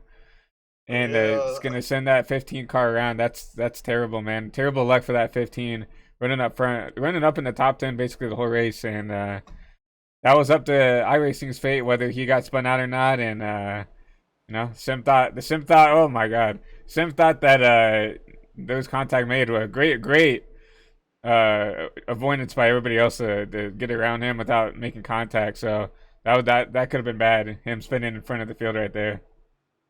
Yeah, that made a lot of people nervous, and that was one of those incidents that that wasn't. I seriously doubt he meant to spin him this early in the race. You know what I mean? It's if that was the last lap would be one thing, but I mean that was obviously he just trying to side draft and got a little bit too close, and I think maybe a little bit of net code possibly, and that's what happens. It's it's a little bit too early to race that hard coming off the corner and getting that close to somebody. Yeah, position's important, but there's better ways to get it because now he's probably going to get an EOL for that. So we're going to have to see what Gordon the Warden says, and wouldn't be surprised if you see him to the end of the line. Yeah, and with that caution, Cody Porter's gonna win your stage here, and you're gonna see everybody down pit road here. You see a nice close-up shot of him taking those good, fresh Goodyear tires, topping off on fuel. Looks like no damage on that car, so no damage fix, but you might be seeing him making some adjustments, maybe a track bar adjustment or something, get that car to drive the way he wants, and he's gonna win the race off pit road. Yeah, he made it look easy, didn't he? And Corey Porter, let's face it, he's pretty much had control of this race since the green flag. I mean, he went down to second a little bit, but he came right back forward, and he extremely fast. But I don't believe he's eligible for the championship. I believe he joined the league a little bit too late, but he is extremely fast, and I think winning at this race is. Yeah, I think winning this race coming into this league as late as he did is going to be a lot more of a win for him than maybe some other tracks. I mean, this is Indy. This is a big deal. I mean, this is one of the crown jewel events of this Circuit Cup Series, so you have to think about, I'm not in the playoffs, so that's all he is racing for wins, right? If he's not eligible to race for this championship, that's all he's doing is racing for trophies. You think about like what SVG did last year. Came and did a couple one-off races and just ran for wins, right? You see a lot of that, like the Jensen Buttons and stuff like that. Also, Jensen Button, all those IMSA drivers that came in here, they're coming in here racing for wins, and that's it. They're not racing for a championship. They don't got nothing to lose. So, and I think that's the mentality that Cody has coming in this race. But not going to have the race lead here. We have a couple of folks that stayed out. Mason Hofner, Ryan Taft, Steven Carlisle, Zach Saunders. gonna be your top four, and they did not come down pit road. Jim Mott also decided to stay Oof. out here. These guys have been way in the back of the pack all night long. I don't know how old their tires are, but this could be a very dangerous situation for Zach's, those guys who yeah, are back sixth and seventh and fifth and all that yeah. area. I think Steven and Zach should be fine. It says they have 9 laps on those tires, so not that Okay. much laps. But Ryan Taft and Mason, 22 and 16 laps respectively on those tires. So definitely got a little bit of wear on those things. So we'll Yeah. see if they can keep it up there. Hopefully they don't get ran over here. But you're gonna see Yeah. Mason and that number 30 car. He's gonna lead us to green here. The difference between fresh tires and 22 lap tires, more than a half a second on the racetrack. What do you think about it? Like, you think maybe at a short track, 22, not that bad. Mile and a half, you're pushing it, but this is 2.5 miles. This is Daytona length. This is Talladega length. This is a massive racetrack that we're here at Indianapolis. And 22 laps, that is a long time on those tires. So, compared to someone who just came out with freshies, I'm very interested to see what's going to happen with these front two. Yeah, yeah, this is oh, I'm holding my breath. And the lights are still on the pace car. Do we have one more lap to green? Looks like the lights just come off right here, so we won't be going green this Okay. time. All right. I believe. Let's see if this pace car comes off here. We will. We're gonna hand this race There, back over to Barney, and he's gonna have the go flag here. getting ready for Barney. They're already in the Geico zone. They're already going green. There goes Barney, and the 04 gets another good jump, and it looked like the car behind him was pushing him forward, and he's going to take over second. The 7 car, Carlisle, pushed the 04 car, and they came up and took the lead. And now they're running side by side, almost 3 wide behind them. They still have the 30 here leading, but I don't think he's gonna be there for very long. You see the 04 actually. Oh, 30, I apologize. Yeah, the 04 actually did not have the best Behind. start here. He's gonna lose a couple spots here. And you see Nick Vasquez. He's gonna. Oh, I thought he was looking for here. No, he backed out, trying to be patient here. And now you see that 30 car is starting to get eaten up by these fresher Goodyear tires. Yeah, and you know what? This is getting dangerous because you don't want to be out there with these guys on old tires. He's hoping for a quick caution, but he might be the caution. And now these guys are getting squirrely all over the place. And look on the bottom line, Nick Vasquez getting pushed from behind by the 04 car. And they are working together to try to move up. And you see one car way up into the wall. That's the 30 right there of Mason right there, and I mean you can see right there that those tires, I mean, are not wanting to get up and get up and hot again. Those things are done for, and you're gonna see him probably drop very quickly through the back here. I mean, you had to try something, I guess, if you're in the back, but I don't think that was the move of the race right there with the stick out there on 25 lap old tires here. So you're gonna see him probably trying to be as cordial as he can, let these guys by without getting himself wrecked, but I don't see him being competitive with those tires right there. He needs a caution is what he needs. But Yeah, oh, he's but, gonna be the but caution in a minute. And yeah, ooh, you the see 3 car. yeah, those guys are getting stacked up behind these guys, checking up, and it's kind of got the accordion effect. And man, he's going to try to get out of the way somewhere else, somehow try to get to the inside so he can drop low. I think would be easier for these guys, but he is dropping like he's dragging an anchor. Yeah. Back up to the battle for the field, the battle for the lead here. That 7 car with the trouble with that 30 has gapped the P2 and P3 here, but you see Zach Saunders and Oscar going out of here. Oscar got around him on those freshies. You know, Saunders, my apology, on, about 8 lap older tires here. I don't think that's going to be that much of a disadvantage now, but we saw Saunders, my apologies. I don't know why I keep confusing those two.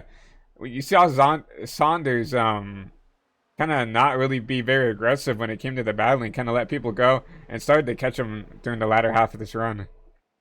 Yeah, now you're starting to see Carlisle take command of this race, and he's really just kind of checking out on everybody. We really haven't seen anybody get that big of a lead before, but he just came really close to that wall. So he doesn't need to push it right now. We're still not even halfway through this race, and he just needs to worry about hitting his marks and just get comfortable in the car, get into a rhythm, and maybe just settling in. But the car behind him is closing a little bit, but now that top five is really spread out, and that's what you want. Spread Yeah. everybody out, go for another long green flag run, and they all want to just get to the end of this race so then they can start to race. It's all survival right now.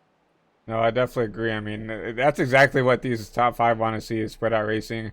Allows them to kind of run their pace, run their car the way they want to. They don't have to worry about pushing or doing anything like that. They're conserving their stuff. They're trying to set kind of a lap time that they probably want to target towards and trying to just complete the race instead of having to battle and fight and burn their stuff up. But once again, you have to look at Zach, on the on the notes here, it says, not he has not had a couple of good races here, 3 races outside the top five, which for Zach is, for Out of Zach's the terms, ordinary. yeah, exactly, out of the ordinary, not something we see a lot for him. He's up here battling for wins consistently, but now 3 outside the top five, with expectations of him being, the championship favorite. He's definitely starting to find his pace back and hit his marks back. Obviously, sitting here in P3, anchoring that podium, and glad to see him back up here. Finding his groove and getting back up here where he used to be running. He's had a couple of races where he got caught up in somebody else's mess. And he's had some bad luck like that. There are a few of these guys in the top 10 that have had that problem. The guy in the 94 car, Thomas Wolf, one of those guys that seems to be very fast no matter where he is. And he has had an issue getting caught up in somebody else's mess. But he, I believe, is locked into the championship already. So he doesn't have to worry about it as much as some of these other guys do. Yeah, you have to think about it again. With the way the playoffs work, it's winning you're in. So you can have an abysmal season, come up here and win a race out here, and you don't have to worry about being quick about every track. But as the battle for the lead comes up here, you see the 7 getting hounded by this 45. Yeah, I think the 7 car kind of got a little bit loose maybe and scared himself a little bit, so he backed up. And when you have to lift off that gas, you allow that other car to close because the momentum lost is so dramatic. So you let off a little bit, you're gonna have to give up a spot or two because you never want to lift here. You have got to keep up that momentum. No, I agree. And you just hear that there. The 45, we were riding on board with some other drivers, and they were keeping that car in the fourth. They had the gearing set up for fourth. You see the 45 using all 5 gears here at Indy, kind of similar to that fix set where you're going to be downshifting, get that car rotated, and then you're going to shift back up in the fifth down these long straights. Well, why don't we go inside one of the cars in the front and just check out to see what it's like watching them go through the gears in the corners. Let's do it. Give them a Then cockpit view and turn it up a little bit, see if we can hear them shifting.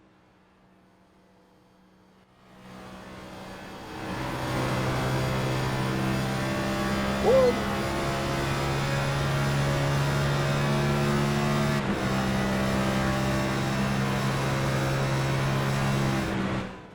we have a caution out here. Oh, lap 61 again, another caution. And I'll tell you what, he had a moment in the car there where he got a little bit close to the wall. I'm going to try to see if we can find this caution. Obviously, we're riding on board, so I was not looking at timing and scoring here.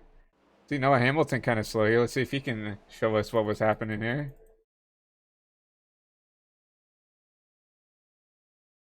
Maybe. Let's see if Ryan saw anything here.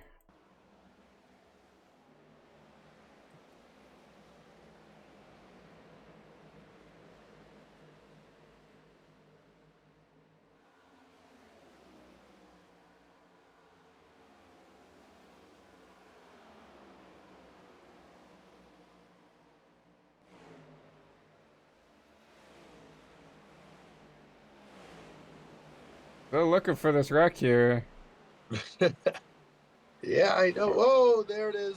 Is that Maybe.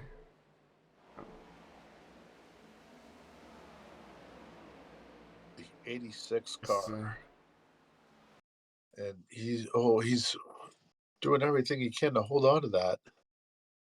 I'll give him credit. That is not easy to do with a car that you just brushed the Oh, wall here it with. is. Here we Whoa! go. There it is. Yeah, it Who had is that? nothing to do with him. Oh my, that was an extremely Looks like that was that's a race-ending wreck right there for looks like both of those cars. looks like that was a 55 at Cameron Romano. Did he get some help here?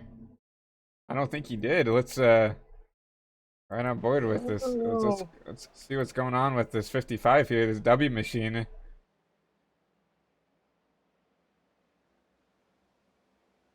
Oh, he just lost it oh, on his own here.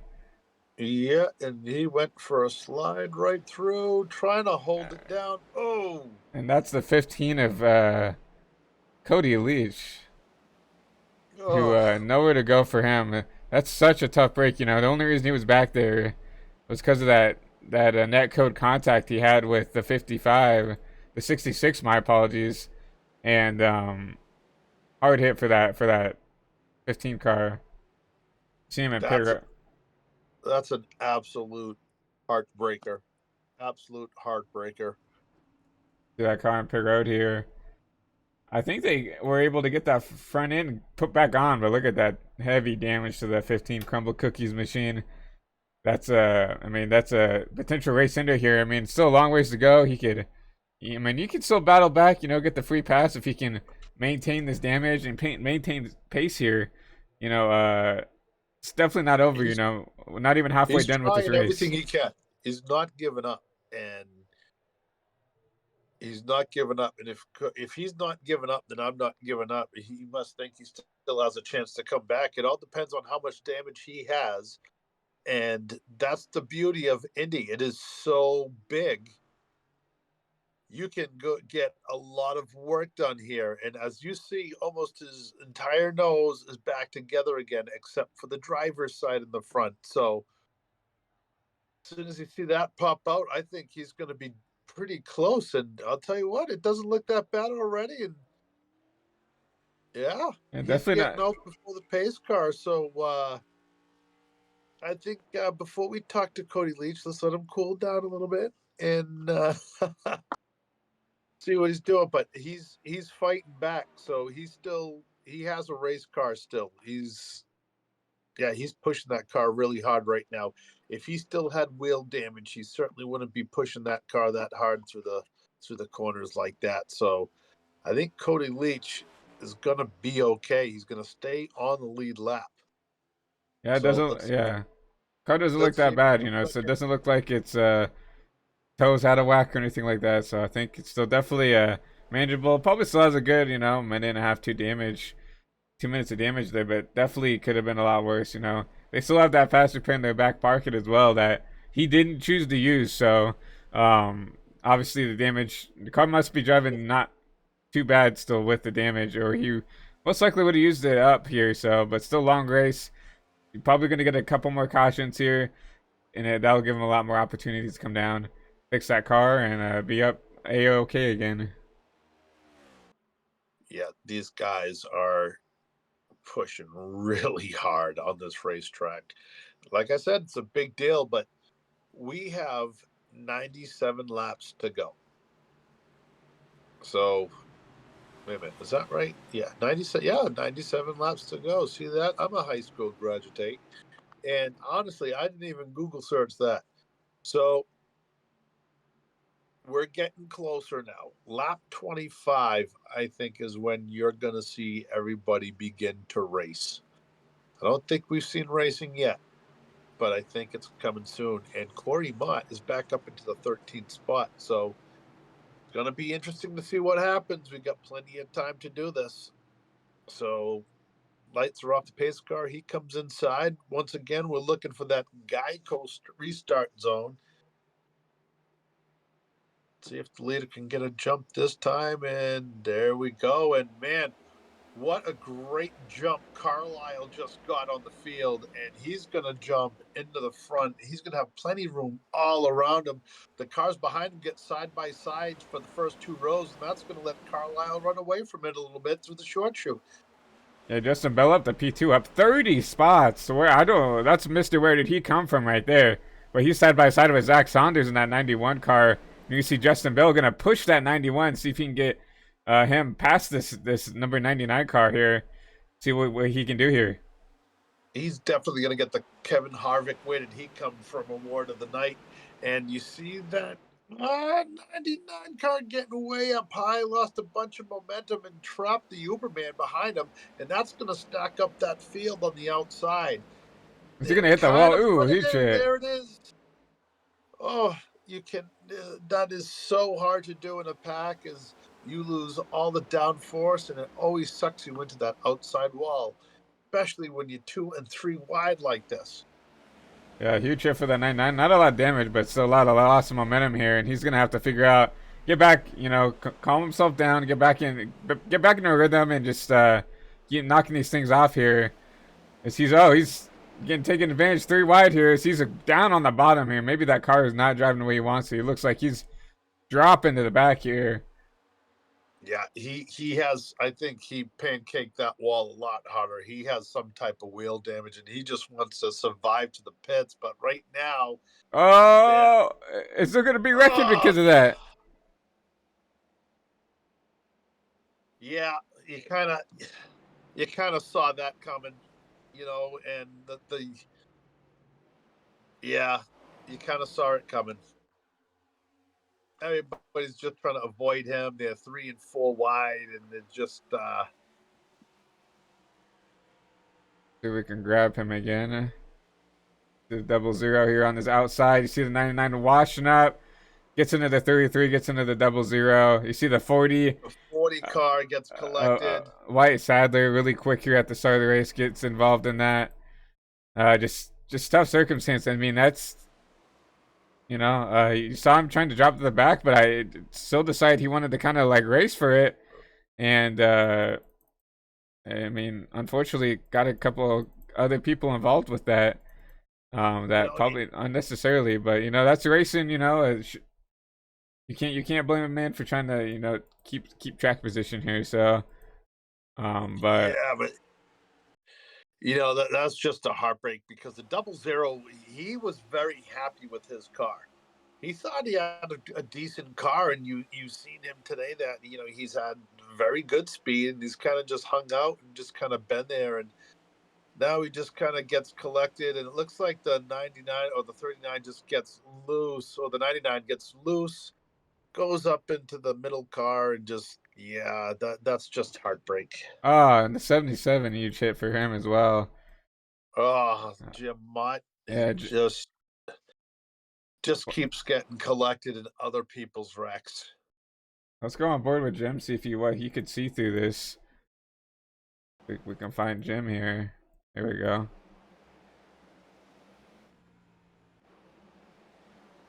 Maybe yeah. Oh yeah. That's definitely broke that left front tire there. You see that car's not driving right, so. No, he can't even get down to the pits. You see him roll that thing down, go down pit road, and tough break for Jim right there. Oh, yeah, Jim Mott looks like he showed up in a Troya modified instead of a stock car here this afternoon with that car. Jim Mott is a really funny guy, one of the nicest guys here at the Crown Jewel Racing Series, and I talked to him and Corey before the race to find out how they were feeling in their cars, and Corey felt comfortable, which is bad news for the field. But Jim Mott, he's so funny without us skipping a beat. He goes, "Nope."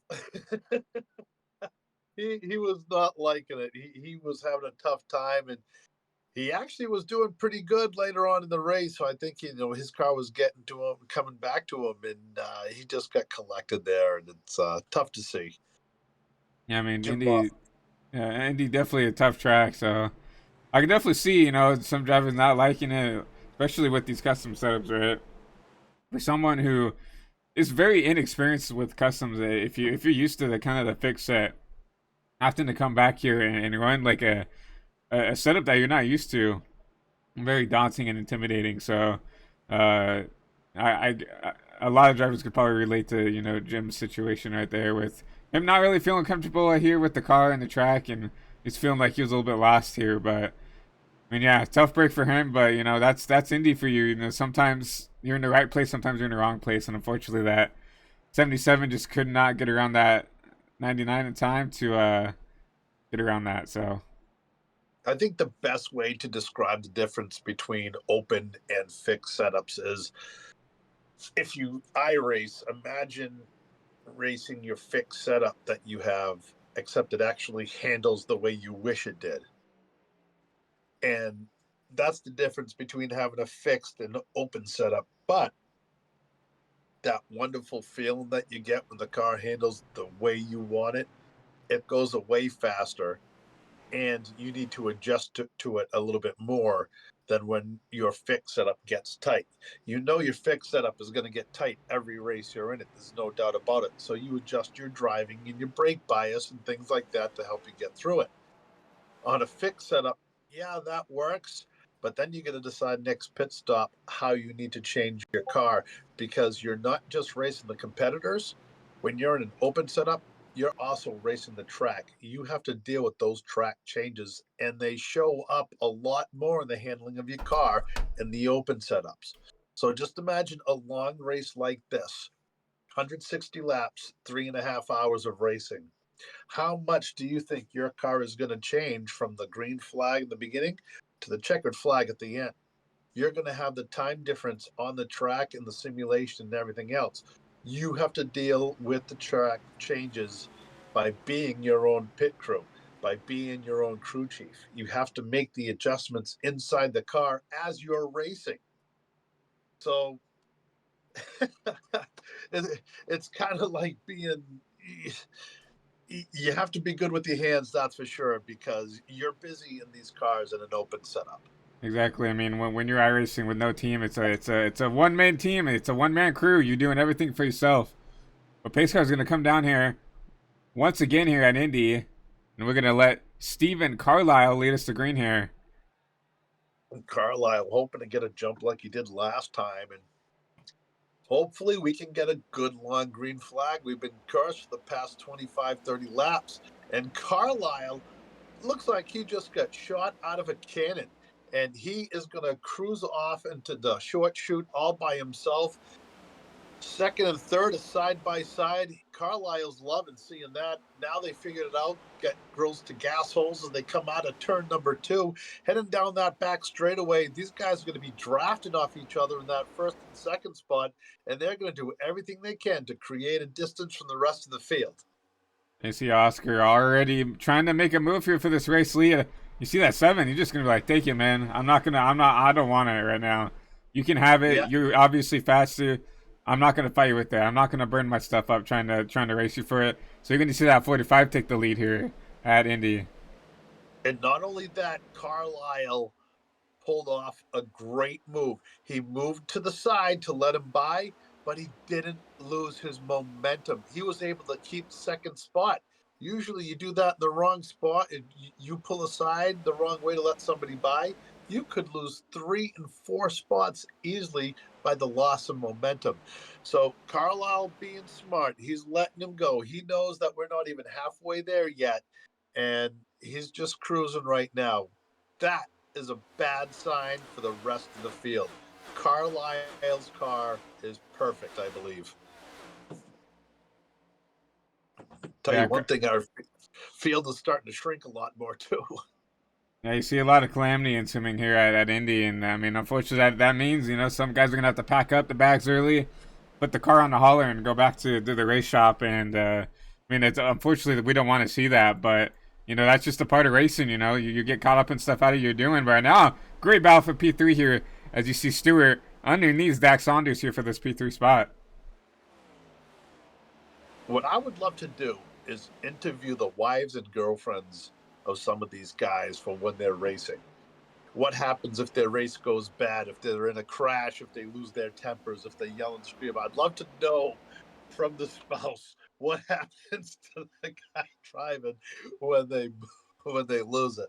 That would be a funny series about how these drivers are, but I doubt any of them will do it. But either way, we are three wide through turn number three. And not only were they three wide, they were three wide, two rows deep. Yeah, That was a scary situation. 3x3 there at Indy. You know, definitely not the most optimal position, but I'm definitely looking at this 04 of Cody right here. Remember, started on pole here, led the first quarter of the race, like the first, basically all of stage one here. But now he's back here in this traffic, and you can see, definitely tell that that car is definitely not driving the way that it used to right now. In the dirty air, in the traffic, you can tell that setup, he has it way more trimmed out than I think a lot of these other cars are. So now that he's in this dirty air, you can definitely tell it's a lot more difficult for him to maneuver that vehicle. When you trim your car out, you lose all that downforce. Well, when you're behind another car that close, you lose even more downforce. So he's dancing right now. You go inside the car, I can guarantee you're going to see that white piece of tape going to the right as well as the left. Yeah, definitely. I mean, you can see how uneasy that car is. I mean, it's definitely he's definitely has probably some of the smoothest hands in the race right now. So it's definitely not as bad as some of these other drivers, but you can definitely tell that. I mean, he was pulling from the field when he was out here in the lead. Now you know he's back here mired in P7, kind of can't go anywhere right now. Trying to just figure out where he can make his moves to kind of pick them off when they get put in a bad situation. As you see him get around that 96 of Vince. Well, unfortunately for him, he's got a different problem than everybody else. Everybody else loves to see the cars getting too wide in front of you, but that car has such little downforce, it's making things worse for him. Further back in the field, these guys are running too wide, two rows deep, and they're allowing the back of the field to catch right up to them. Look at the closing rate they're getting on them through the corners. And you're seeing him get way out so close to that wall as the 22 car gets another position and moving up even further. Nick Vasquez up to P7 now, but you see Corey Mott underneath the 38 here. I believe, yeah, that Taco Bell machine. Obviously, oh, they're gonna make some contact down in between one and two there, and Corey's gonna make that spot. Those guys are beating and banging. And, I think if we interview one of these drivers, we need to do that the next caution, interview one of these guys, and we need to find out how difficult it is to pass, because it seems like whenever we have a restart, these guys are just hammering each other to gain every position possible. So I'm wondering if it's difficult to pass, or if they can't close the gap when they're trying to draft each other. I wonder if there's a difference between that from the beginning of the race and now, because it seems like these cars are spreading out a lot more. See Thomas Wolf up here in his P4 spot, up 9 spots. You know, it's been up around the top 10, top 15 area, but now up here high of P4 right here. So, but he is getting pressured from your pole sitter right there, that 04. Yeah, but you know what? Tom Wolf, he's another smart driver. He'll let that car go by. And, Wolf, like I said before, he's always fast wherever we go. He's fast. He knows how to drive a race car. So catching him is one thing, getting by him is another, because he's always fast. Um, this isn't going to be an easy pass for that '04 car, especially considering the fact that, his downforce is turned way down, but he's going to be able to get close to him down the straightaways. But I don't think he's got enough to get into the corners as you see him back off a little bit. You're gonna see, like, as you notice, like, you see the 94 kind of, arcing the corners a little bit more, where you see the 04 kind of wrapping the line there. As I say that, you see the 94 kind of wrap the line there really nicely. But if I was the 04, I wouldn't really work with. I would work with this 94 to get back up there, because you cannot afford to fight with him. You cannot afford to go side by side and continue to lose time to leaders here. I mean, they're 2.5 seconds behind here, and if they continue to fight, they're going to continue to lose time here, because you see Nick Vasquez starting to reel them in just a little bit here. You know, he's Yep. probably within that draft range of catching these two. Yeah, and that's gonna hurt the '04 car, because if he has a car in front of him and behind him, he's going to lose downforce on the front and back of his car. Good So that's going caution. to make him even worse. And Nick Vasquez, he's going for it. I think he recognizes what's going on in front of him, and he's doing everything he can to close up. That's how smart Nick Vasquez is. If I can see that that car is going to have trouble in the draft with the car behind him, then he can see it, and he is going for it. We've got another caution. Who was it? See the 30 car slow over here, off the pace. Maybe we could ride on board with him to see if he can see the caution in front here.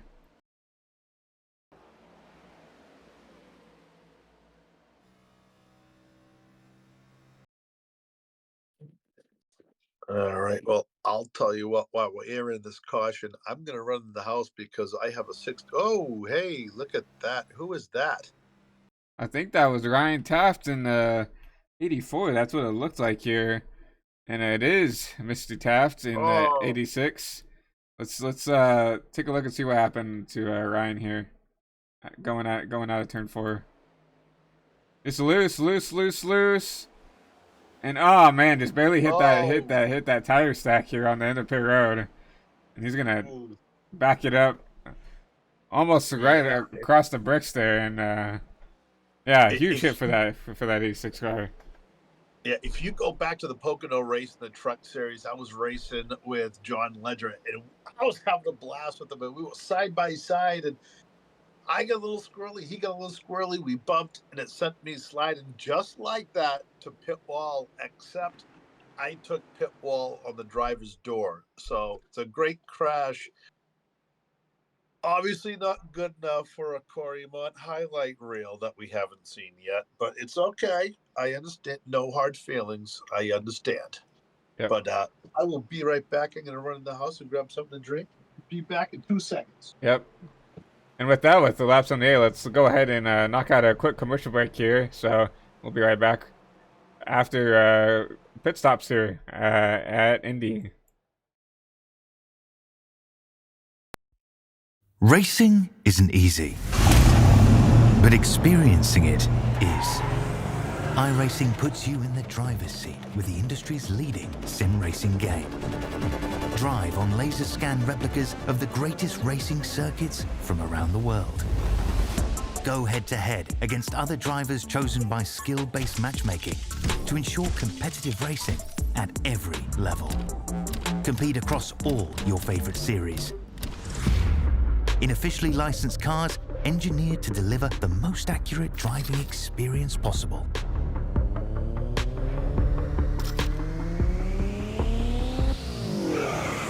Join a race or host your own with players from across the globe. Race against the computer or in a league with friends. Feel the thrill behind the wheel. Visit iRacing.com.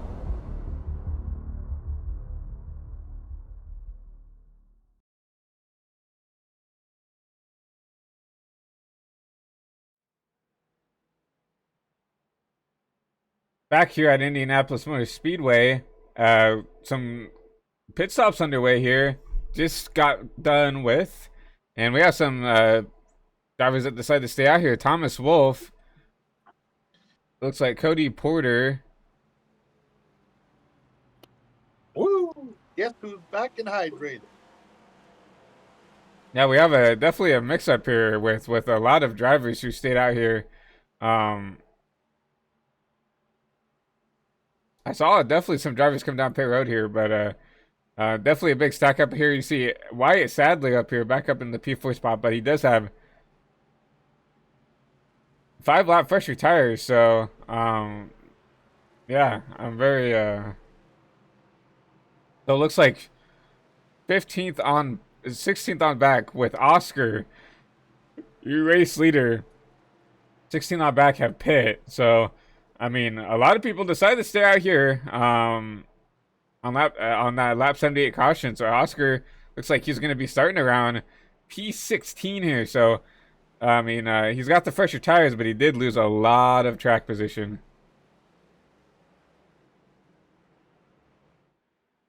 You know, it's. I just keep thinking about staying out on old tires. We saw how fast the 30 car fell back, and that ended up causing pretty much the end of his night from there. So, got to be careful. A lot of fast cars in the front of this field with fresher tires, and It's that gonna can be dangerous. it's gonna be very interesting because like um the 30 cars predicament was kind of very unique because he was like the only car that was on old tires, but now, Oscar's gonna have to go through 15 cars that have at least like it looks like the with around 13 is the newest tires with Sadler and looks like Cody Leach and Nick Cordova 13 laps on their tires, but everybody else has about 18, 19 laps on their tires. So he has to go through about, 15, 16 guys to get back up to the lead here.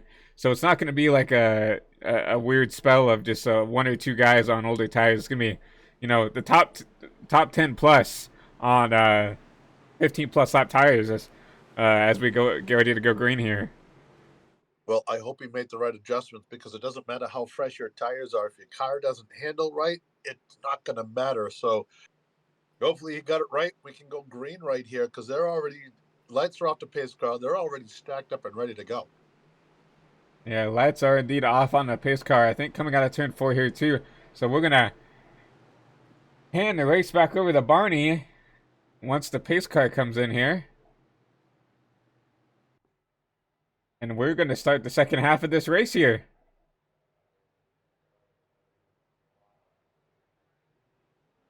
Barney getting ready. There it is. Green flag, green flag, green flag. And what a jump in the front of the field.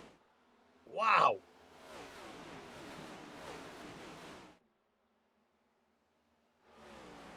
The 94 with a good jump out here. But Cody Porter, he needed that track position. We talked about it. He stayed out back in the P2 spot. And you see Nick Vasquez rounding out that podium. But here comes Wyatt Sadler on his rear end. He's going to try to make something work here. Now this is going to be much easier for that 04 car because one car in front of him, he's going to have plenty of room to move around to kind of get more air on his car. But they're starting to stack up behind him, and that's not good. 2 cars off the pace. I saw the 16 get into the 15 there. And the 15 in the wall, you see I think that's the 00 in the wall there. So a lot of beating and banging at the start of this restart here. This is not what you want to see if you're towards the middle of the pack. And ooh, these guys, they're 3 wide, almost a little bit of contact. Man, it's. I just don't know how we're not going to last long without having a caution here because these guys are running like it's the last lap. we got a spinner down here. I don't think that's going to be a caution, though. I think that was Sadler. It was Sadler with a lot of damage to that front end. We have to go back and take a look at what happened here.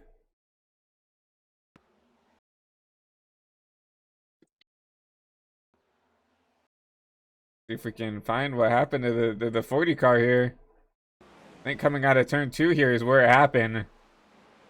Oh yeah, that car is just upset. Oh, it was Vasquez got into the wall, and just kind of like what happened earlier in the race, that 40 car had no time to react, and a huge hit to the inside wall there. That's what happens when you slam on your brakes. It pitches your car sideways like that. Tough break for him. And I want to go on the back end of this Vasquez car, see how much damage he has here. He's battling the 24 Noah Hamilton. Noah, first time up front here, running in the 5th spot here. Trying to take this 4th away. He's going to get a push from that 5 car here. And Noah's going to tuck back in behind Vasquez. And if anybody's worried about that 22 car and him calling this race, this race just began again. Remember, we're at the halfway point. So now we got to survive to lap 20, and that's when the real racing is going to begin. And I'm just curious, what do we have for a a track temp right now? Now we can definitely look at the weather right now. Currently 82 degrees in the air right now. With a little bit of wind, partly cloudy. So track track is definitely gonna be hotter. 82 degrees, very very hot and slick here. Let's see if we can find the track map in the weather guide here. If we can. Now, as this race continues on, the track is going to cool down. Track cools down, you're going to have more grip. But Indy is so large, sometimes you have one end of the track in shade, and the other end isn't.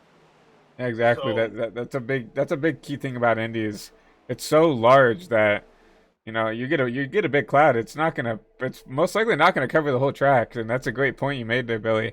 And that's gonna definitely change the way these cars are gonna drive through there. But currently 121 degrees on the track temp. So that definitely very hot and slick right here. So you're gonna see, maybe some of these drivers uh start to struggle here.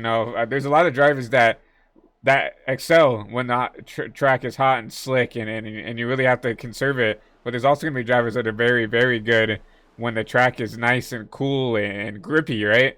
I mean, for me, I think I excel better when the track is nice and cold, and you can really push the car as hard as you can versus a track that's hot and slick, and you really have to kind of maintain the car.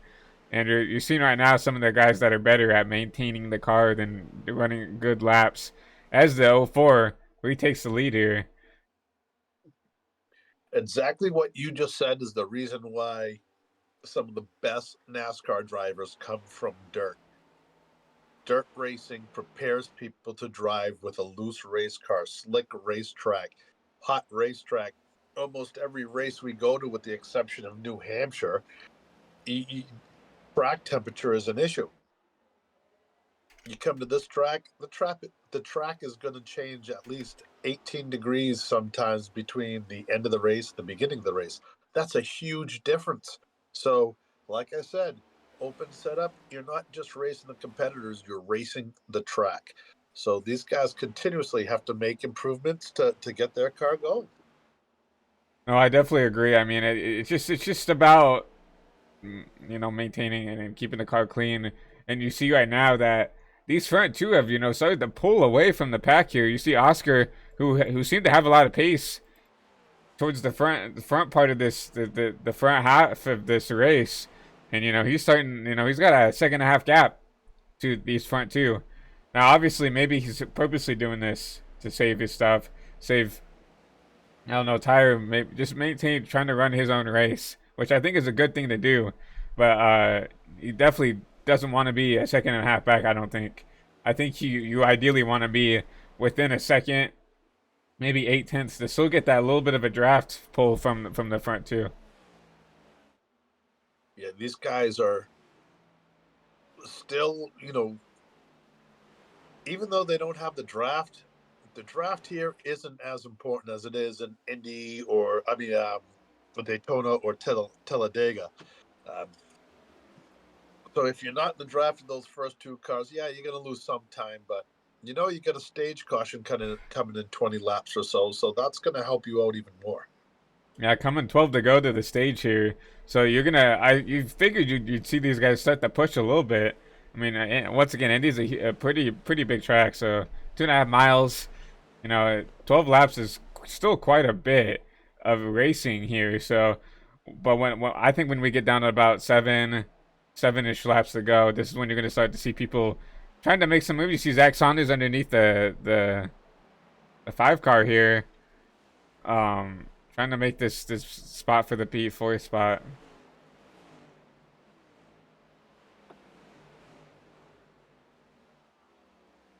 And now you see everybody kind of starting to spread out. I mean, I think the closest battle right here is between these guys for the fourth battle for fourth, basically here between the 7, the 5, and the 91 here. You can see the 7 make the pass here, and he's gonna get around that 5 car of Alan Phillips.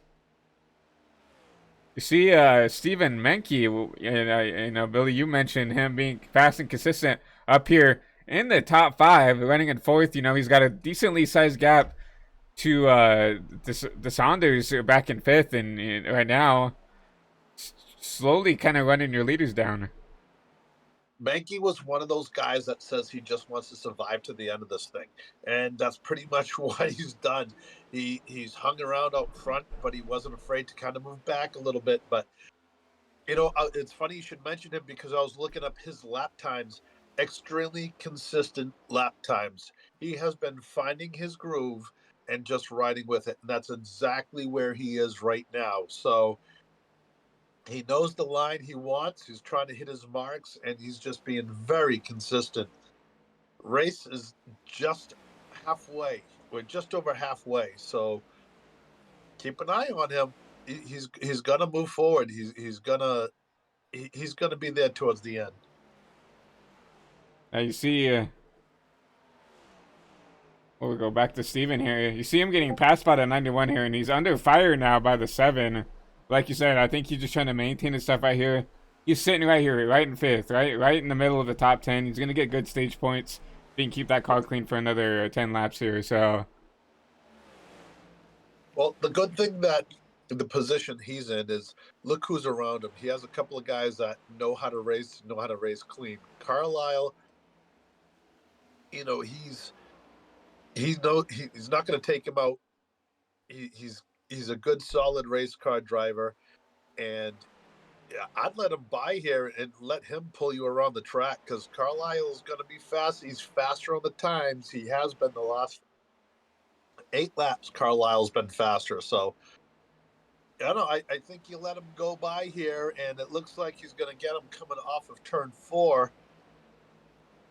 And oh man, he just didn't have the drive. He just didn't have enough for that draft. Yeah, not quite. I mean, you saw last lap, Steven with a 53.9. Carlisle ran a 53.5. That's almost about 4 tenths faster here, but with him catching up to this number 6 car, getting on the back end, the lap times will even out a little bit. I think Carlisle might be okay running back here in P6, trying to be patient, also trying to keep that car clean, right? He's got a quick machine there leading part of the good, decent chunk of laps here, leading. We'll see how much he led actually. 14 laps here, so we know he's got a quick machine here, and I think he's okay right now running behind the 6 car. He keeps peeking his nose in there, but I don't think it's intentionally. I think that's just the line he runs is a little bit more shallow than that 6 car. Or he might be trying to keep the temperature down a little bit. That does matter in these races. Exactly. So, with these open setups, I never even thought about that, right? Maybe the gearing, once you get behind the car, it can overheat pretty easily. You don't really think about that for most generic leagues that run, a fixed setup, because iRacing, makes the set to where it won't do that behind the car. But, when you have these open sets, you're going to try to get as much out of the car as you can. So definitely something to think about is just trying to get those temps cooled off. Especially with these guys shifting, they're winding the car out a lot harder, and a lot longer. Plus, we already talked about how hot it is. So could be one of the factors. And but these guys, he could also just trying to be getting him to get up closer and just relax and just kind of kill time. We got lap 93. We still have plenty of time and maybe a little bit of serving going on here. Saving, rather. I mean, you see Zach hasn't really pulled away from these two.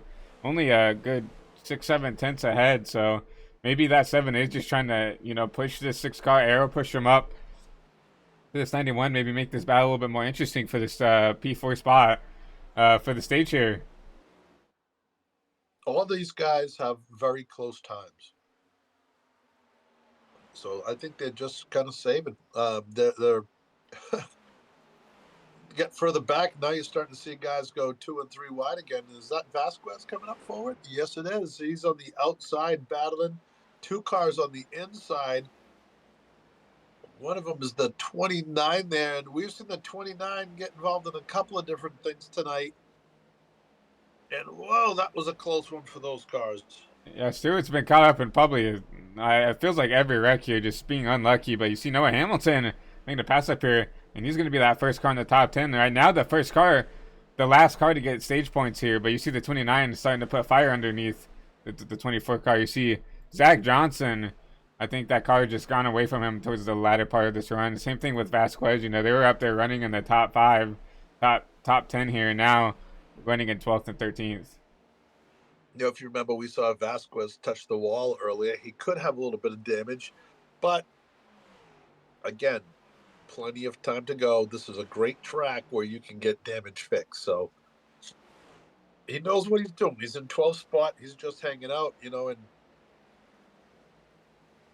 I got to believe the kid. If the kid's calling it, the kid knows he's got a chance. So Yeah, maybe Nick knows that that car's not driving right, and he's okay kind of limping it out for the stage here. Obviously, he wants stage points, but if he doesn't think he can push the car 100% without, you know, giving himself more damage, just limp it out, get it to the stage, go there. I mean, you can definitely see some right front damage there, so you can definitely tell that it's not driving 100% anymore. But as we see that, there's a huge battle for this top 10 spot right here. Noah Hamilton, Stewart Walker, and Zach Johnson battling out for this last stage point.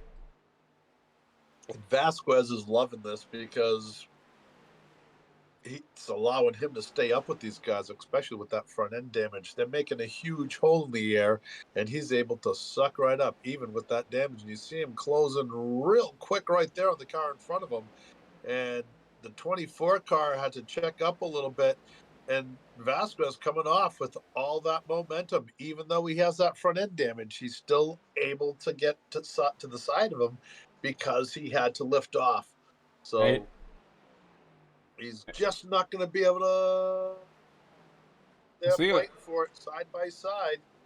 They're not giving up, either one of them. yeah, that 24 got in the wall there, which really slowed down his momentum there. And them racing side by side, you see them, they've already lost a bunch of time to these guys up here. And not even the camera shot anymore.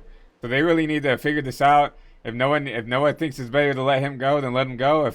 If Nick thinks that Noah's faster and can lead the way, then let him go. Because, you know, coming up with 3 to go here in the stage, I mean, they got to get back up there if they want to try to compete for these stage points.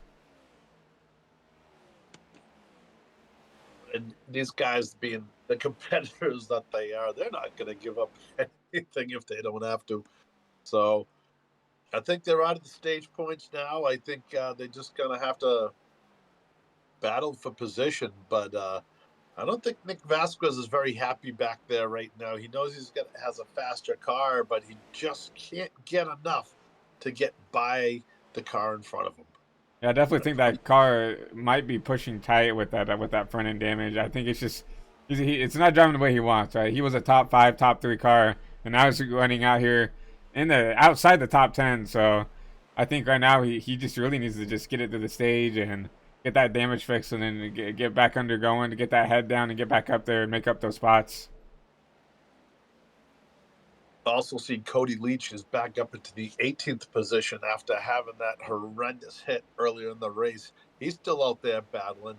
It's not over for the 15 car just yet. He's battling for another position. He's underneath Nick Cordova in that number $43 General Stream, trying to take over that P16 spot. He's going to get a shove by the 16 here. He's going to get by him going into turn 1. Yeah, Nathaniel giving him that gentleman shove right there. He's going to get past the 43 here. Now Nathaniel and Cordova will battle it out. He gave him a shove worthy of a Daytona right there going into the corner. That's what you love to have. And he helped him make 90% of that pass with that move. Those guys are working very well together. Yeah, good battle for 18th out here, but we're going to see. Looks like the 04 is going to win the stage here, depending on when they call it. He did cross the line in first at lap 100, but as we said earlier in the pre-race, it's going to be up to Zach Johnson to call the caution. He has crossed the start-finish line, so getting close. Now we're down to just 60 laps. So this race keeps changing. This is the last stage. The only yellow flags we're going to see are cautions. Now, they're going to have to make at least one more stop to finish this race.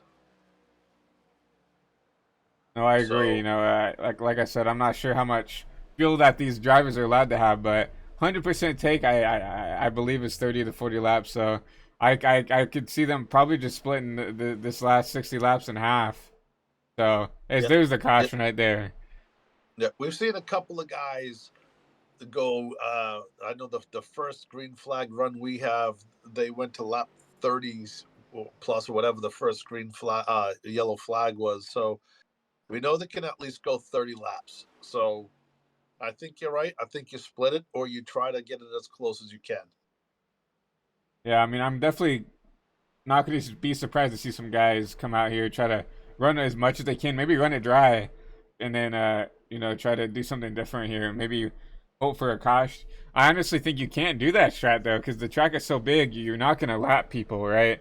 I think the best move is to um go half and half, but obviously that's not our decision. That's the drivers. But you're going to see Cody Porter win stage 1 and 2, sweep the stages here, the first 2 stages, and under caution here with 59 to go here. So 59 to go. By the time we go green, it's going to be 56-ish. Yeah. So those 4 laps, that's 10 gallons right there. That's a big deal. So, well, I don't know about 10 gallons, but that's a bunch of fuel. So, I think every time there's a caution from now on, you try to get a splash. You want to kind of stretch that last shot of fuel. And I think you're going to hope that there's going to be a caution within 30 laps of the ending of this race. You come in, pack it full of fuel. You'll be good for a green, white, checkered, a restart or whatever. And, your tires will, if you have a set of tires left, that's when you want to use them. But the main thing is you're going to need to have fuel in your car for at least one green, white, checkered. And in this series, they're unlimited. So you might have 6 of them tonight. You don't know. No, yeah, exactly. I don't know how many are allowed here. I'm presuming with how many you just said there's going to be unlimited green white checkers. So, Yep. I mean that's something that could definitely spice up everything. It is, you know, if we get a caution towards the end here, that's gonna change the whole race. It gives everybody a second chance to maybe make up spots, maybe have a new contender for the win here, and all that. So obviously, a lot of these drivers want it to stay green. All these drivers want it to end naturally, but coming to the end here, people are going to be aggressive. People are going to want to uh, make moves to try to gain spots. So we'll see when that comes to be. But right now, it seems like the only time we've gotten cautions are for, I would say, like mistakes, kind of, not anything bad. It's just like racing incidents, not someone racing people hard. It's like old tires versus new tires, and that's something that's been a huge thing to talk about throughout the whole race. Is just like, are you willing to risk staying out on old tires and maybe getting ran over and getting your car wrecked, but keeping that track position? Yeah, well, we saw that happen earlier in the race. It did cause a wreck. When the drivers slid back, even further deeper in the field, things happen. There's more cars back there. They're side by side, 3 wide, 4 wide, 5 wide. We've seen tonight. So you cannot have tires that are 22 laps older than the guys behind you. It just does not work. It's like me going to a barber and asking for a perm. It just ain't going to happen with the amount of hair I have on top of my head. So same thing with tire tread. If you don't have anything there, you can't get a perm. So now you're seeing the 04 car bumping doors with our NASCAR iRacing driver there. I don't even know who is supposed to be. What is the pace car driver's name? Do we even know? I don't think the pace car has been giving a title here. I think we just call it the iRacing official pace cars. I think is what we call it here. I don't know if he has a name. Huh. Let's see right here. Well, we'll call him Dale Jarrett tonight. How about that? And we Dale have, Jarrett, one of the nicest guys in racing. So we're going to give him the honorary IndyCar pace card name tonight. yeah, Dale So Jarrett and the iRacing official pace car leading your Circuit Cup Series field to green here. And yeah, thank you for stepping into the car and being willing to do that, Dale. it looks like the lights are already off on the pace car too. We're going side by side, getting ready to go green again. And one thing we keep forgetting, we need to interview a couple of drivers to find out how much the track has changed. And I think that these guys are really some of these guys are struggling to adjust their cars to the changing track. And you're seeing guys kind of falling back, and guys that were up front earlier, now that they're towards the back. And we're seeing a lot of guys struggle today. And it's interesting. It's just, there's such a huge track, and every corner is every aspect of racing is working against you at this track. It's kind of like working on the Bering Sea. Give it a chance and it'll take you. Exactly. I mean, that's why it's one of the most prestigious tracks in the world, is because it's just how difficult, how unique Indy is, and how difficult it is to get around here with 40 other cars going 200, like 150 plus miles an hour. It's such a difficult track, you know. As we saw, it's hard to pass here. You need help. So, but coming out of turn 4 here, we're going to see that pace car come back out. And once again, we're going to give this race out over the Barney. And Cody and Barney in tandem, we're going to take this race back to green here. Barney with the Barney into the Geico restart zone, and let's see who gets the jump inside. Is going to be the inside or the outside. The inside line gets the jump. The outside line does get a better start than they have the last couple of races, the last couple of restarts, but they still didn't catch the 04 car. But that outside line, he was able to sneak in there and take over second spot without any issues. Now we have a boogie train for the top 5 positions. Yep, you see the 45 right on the back end of that 04.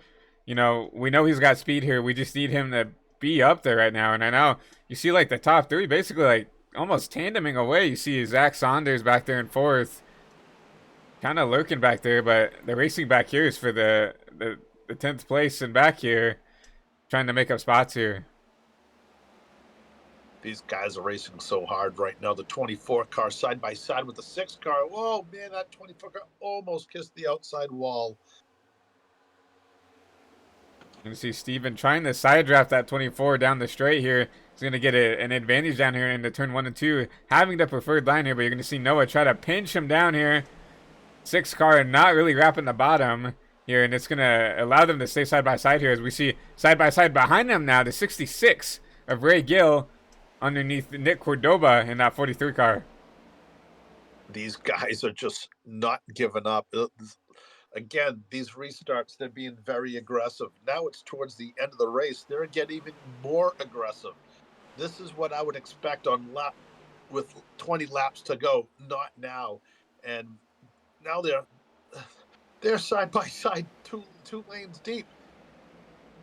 And let's see if the 24 car, he's gonna, and that is why it is so difficult to go side by side here. You always see somebody touch that outside wall.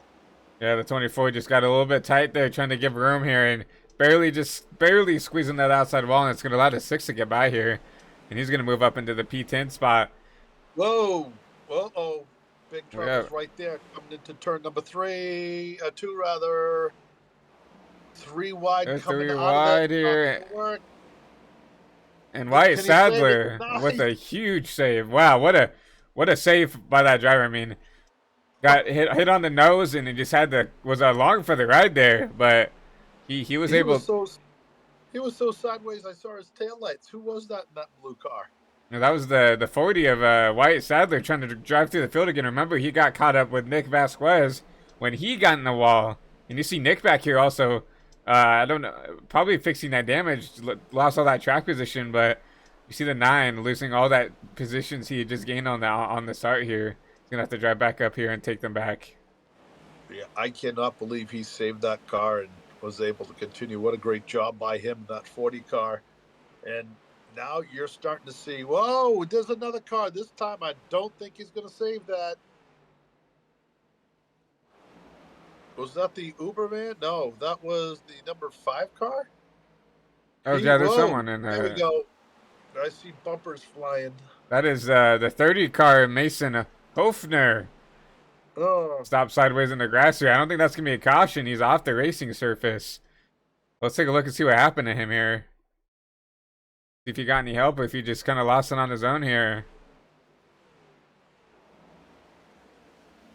Oh, he did. He got the bumper from the 40. I'll tell you what. That yeah, that was payback. That was payback. He didn't get into him just once. Yeah, I mean, that was payback. I think we should go inside the car in the 5 car there and watch that over again. I guarantee he did not lift. yeah, we'll go inside of Wyatt Sadler right here. Let's go in his cockpit and see what happened here.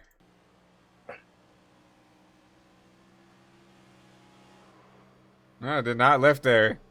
He knew where he knew that car was there, and he said, "Well, if you're gonna turn down on my nose, then I'm just gonna turn you." So, and if you remember, it was the lap before that he got turned around. So I don't know if that was a little payback or what that was, but somebody's not happy with somebody in that group. I go back to the live race here, and Oscar is taking over the lead. Yeah, and he's starting to pull away from the lead here. You see him starting to break the draft from that 04 here. But Oscar retakes the lead from the 04 car. And where did he come from? Another one of those guys. We've seen him kind of all over the place, and now all of a sudden he is just running away here. Yeah, Oscar, was running up in the top 5, top 10 area, but never could really get out to the lead. But now that he's got it, he is starting to pull away from here. So you got to think, is he burning his stuff up trying to get away from these guys?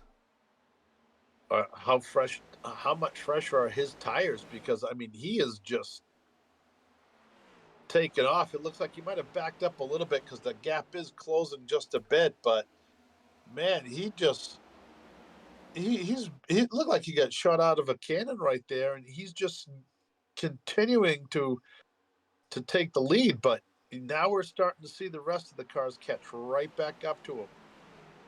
Yeah, according to my timing and scoring, he has the same tires as everybody else does. So that's why I'm curious. Maybe he's pushing a little too hard here, trying to get away. So yeah. Obviously, it looks like the 04 and the Zonders and the 7 of Carlisle, I think, still have his draft. So I don't know how much pushing is going to do here, because with that draft, they are going to probably grab him again. And so I would just try to run at a pace that seems fit and not really push my car out here. If he's planning on splitting it in half, he still has 20 laps to get to lap 30. So still quite a bit of racing left if he plans on splitting this race in half like we expect everybody to. Yeah, he is running really hard right now. There's no reason to gap them like this. He's not going to gain anything this early. He's not going to gain stage points. There is no more stages. So the problem is what he's doing is he's getting such a gap that when the other guys do catch up with him, they're going to have a lot more momentum than he is. And they're just going to boogie right on by him. But I think that the battle for second, third, fourth, and fifth is starting to heat up a little bit, because these guys are starting to get a little bit side by side coming into the corners as well. So that's the last thing that these guys want to do. Yeah, I think right now they need to figure out that they cannot race each other right now. They have to worry about getting back to the 45, and then they can maybe race to get the 45 out of there, right? If they start going side by side now, it's just going to allow him to pull away.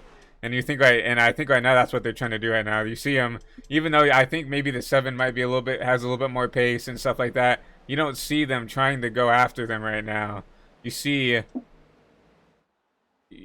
as we say that, we see side by side action going here. I don't know if Saunders got into the wall, maybe, but he just lost 2 spots right there. Yeah, something definitely happened to him, and we've seen that so many times today. People coming off of turn 4 and just kissing that outside wall. If you miss your marks just a little bit here, especially when you're running that higher line, it will bite you. It'll bite you bad. And now the '04 car looks like he's trying to get back up to the fight. Yeah, the 04, remember, was in P2, and all of a sudden back here in P5. I don't know if he's trying to save his stuff, but he's going to go underneath the 91 here. Looks like Zach's just, yeah, he into the wall again. I think that car is just not driving well right now. He's going to go back into P5. And like I said, I think these guys need to work together to get back up to the 45. They cannot race each other like this, because it's just going to allow the 45's advantage to stay planar, right? If they're pushing their tires trying to race each other, they're just gonna burn their tires just as much as the 45 is, and then there's no really disadvantage to the 45 trying to pull away. No, there isn't. And like you said, these guys are not helping each other by battling each other. But it looks like they kind of figured it out now. Now they're doing the old snake down the straightaways, trying to stay in everybody's draft. But that front car just keeps pulling away. Yeah, almost a second now gap that 45 has to the 94, and we have a caution. Oh no! Was that Griswold? No, who was that? That looks like the 88 here. Let me see if we can grab him.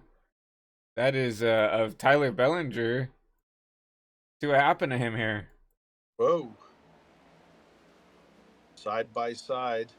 Side by side with the 8 here. And the 8 just Oh, it looks like the 8 trying to side draft here, and just Zach just makes some contact and gets him turned around here. Let's see if there's any net code.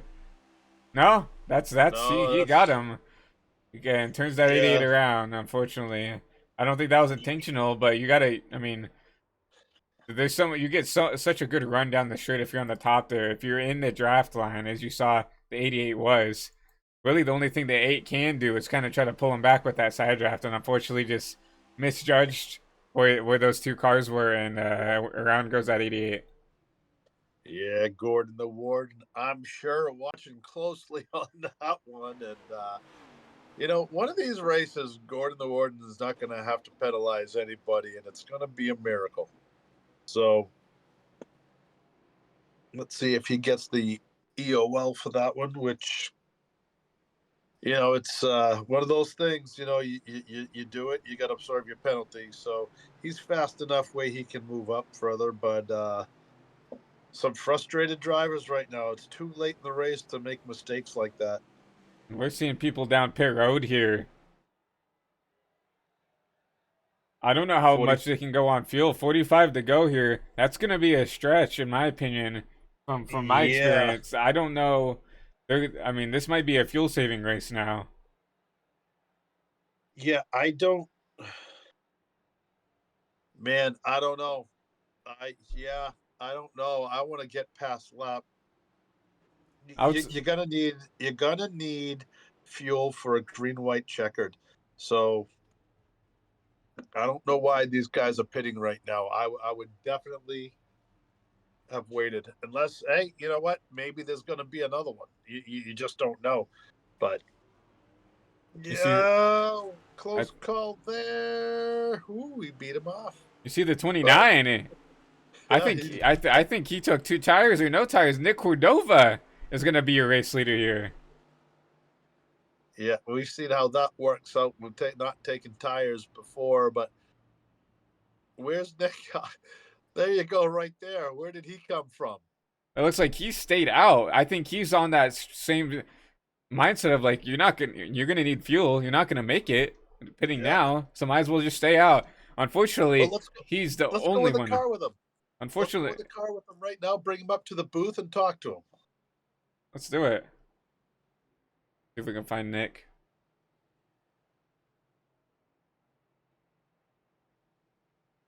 Mm-mm-mm.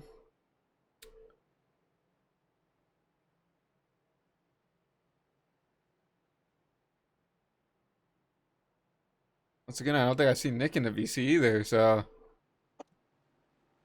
It is a big race. These guys might be kind of keeping it on the down low, but let's go further on back of the field. Let's see who we can get a hold of. see if we can find someone to talk to during this time. Let's go. Let's see if we can talk to Xander. I mean, the Zach Saunders here. See if we can move him All up right. here. Hey Zach, it's Christian and Billy up in the HVTV booth. You got a copy? Yeah. Yeah, I mean, up and down race for you. You know, up here in the top 6 now, well, sitting in P7 now with some pitch strategy here. We saw some guys stay out, take 2 tires. It looks like you came in here, took 4 good fresh tires. What do you think? You know, how do you think the rest of this race is going to play out? You know, looks like fuel mileage might be a thing that's going to come up here. Yeah, I don't the fuel mileage thing we're gonna have to really slow the pace down to save. What is it, like 5 laps there or something? So as for the rest of the race, I just hope I don't die. I've been manhandling this car the entire day. Uh, it's just I don't know what to do, and I've done some stuff, and it's helped it a little bit, but it's still. I think the temps are just really messing with it with the just setup. So I don't want to die.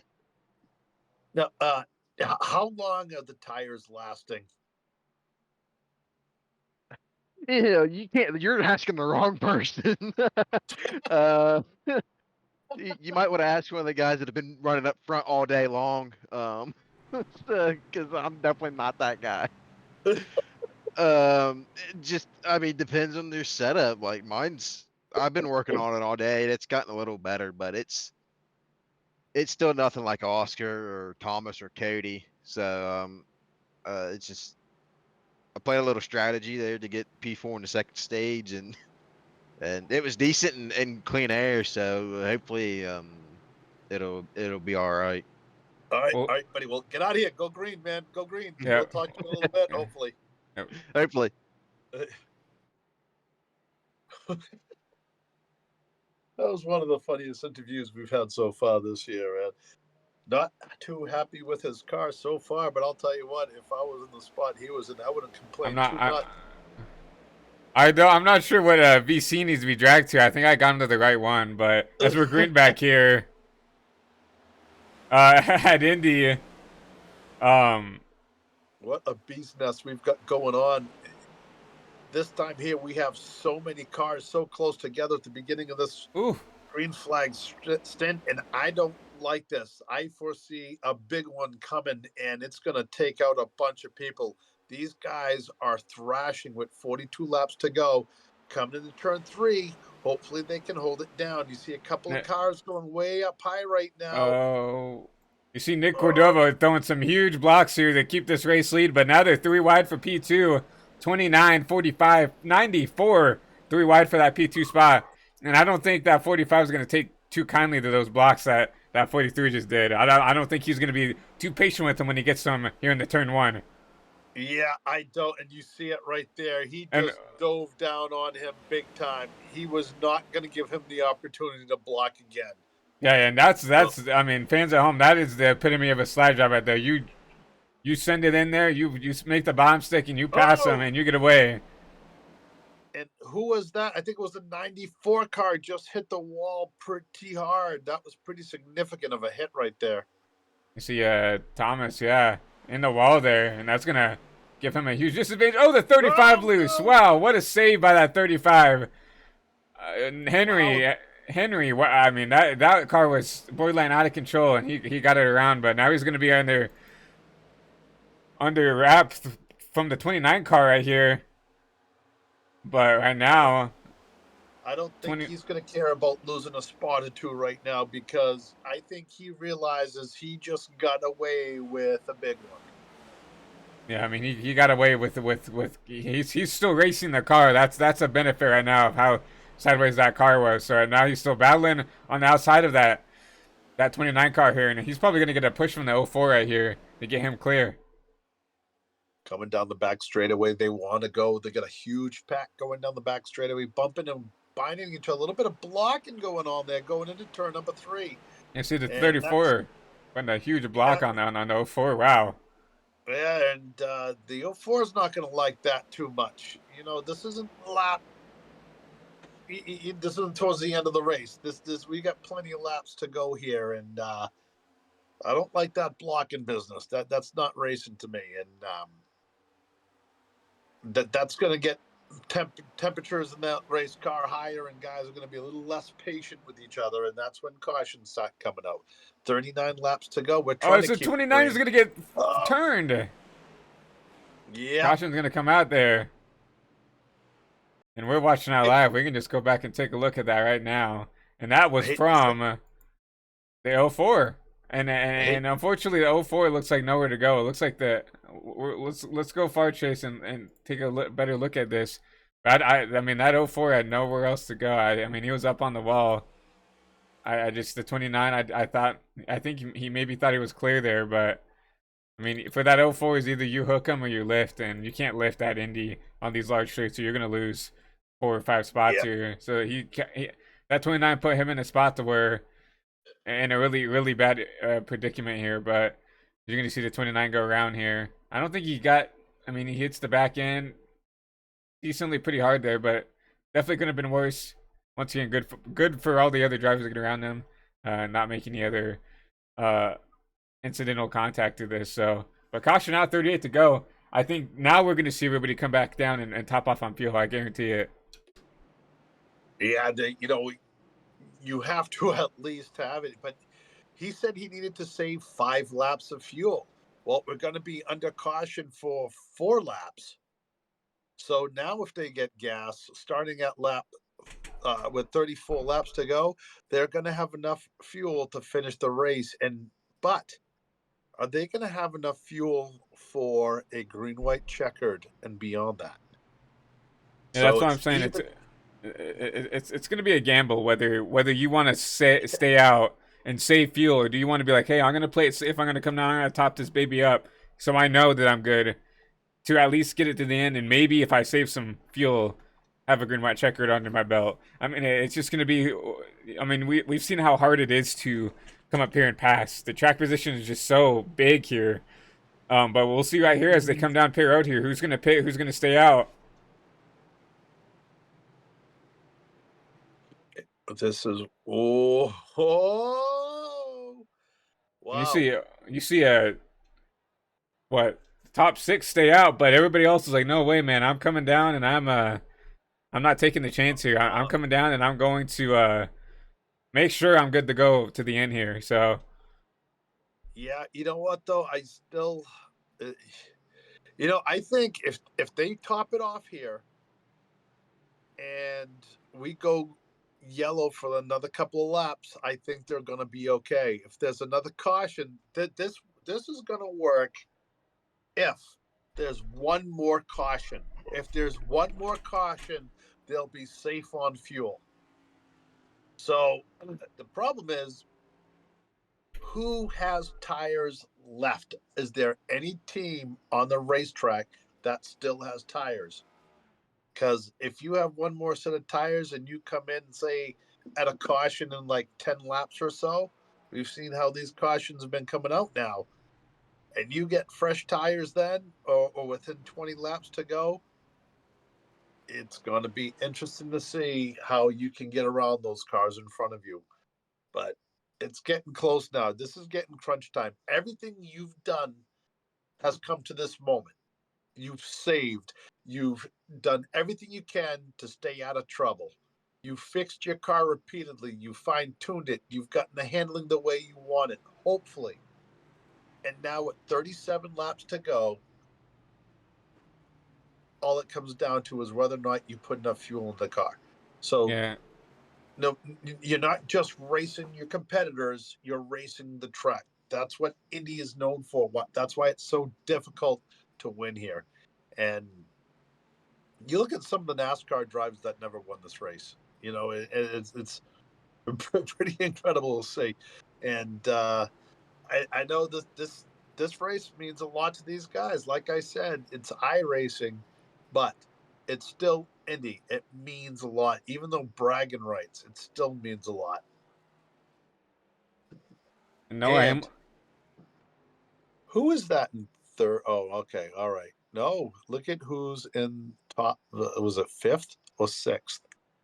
Sixth. The 22 Vasquez. car. Yeah. Nick Vasquez with 36 laps to go. So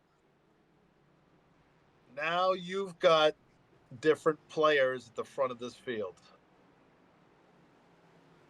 Yeah, it's definitely gonna be interesting. I mean, you see Noah Hamilton wins the race off pit road. He's up to P8 now. He started 20. I mean, he's up 26 spots. I mean, Yep. I think he maybe made a gamble and didn't come down and take tires. I think he topped off on fuel only. I have a feeling some of these guys maybe taking some extra stuff because I mean he gained a significant amount of spots on pit road here. Nick Cordoba.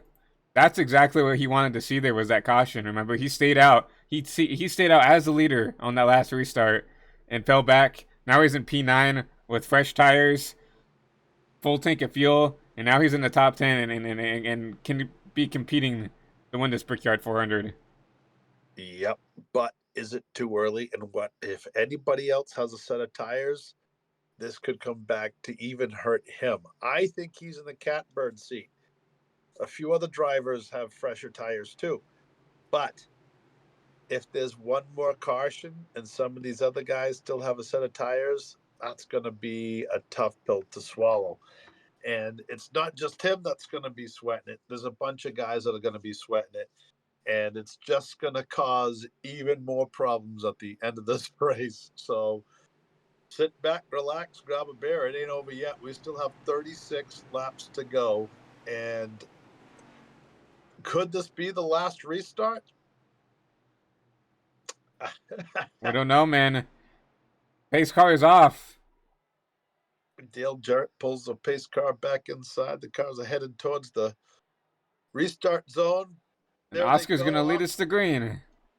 Barney waving the flag, and the outside line gets a better jump. And here they come down, and he's going to take the position going off into turn number 2.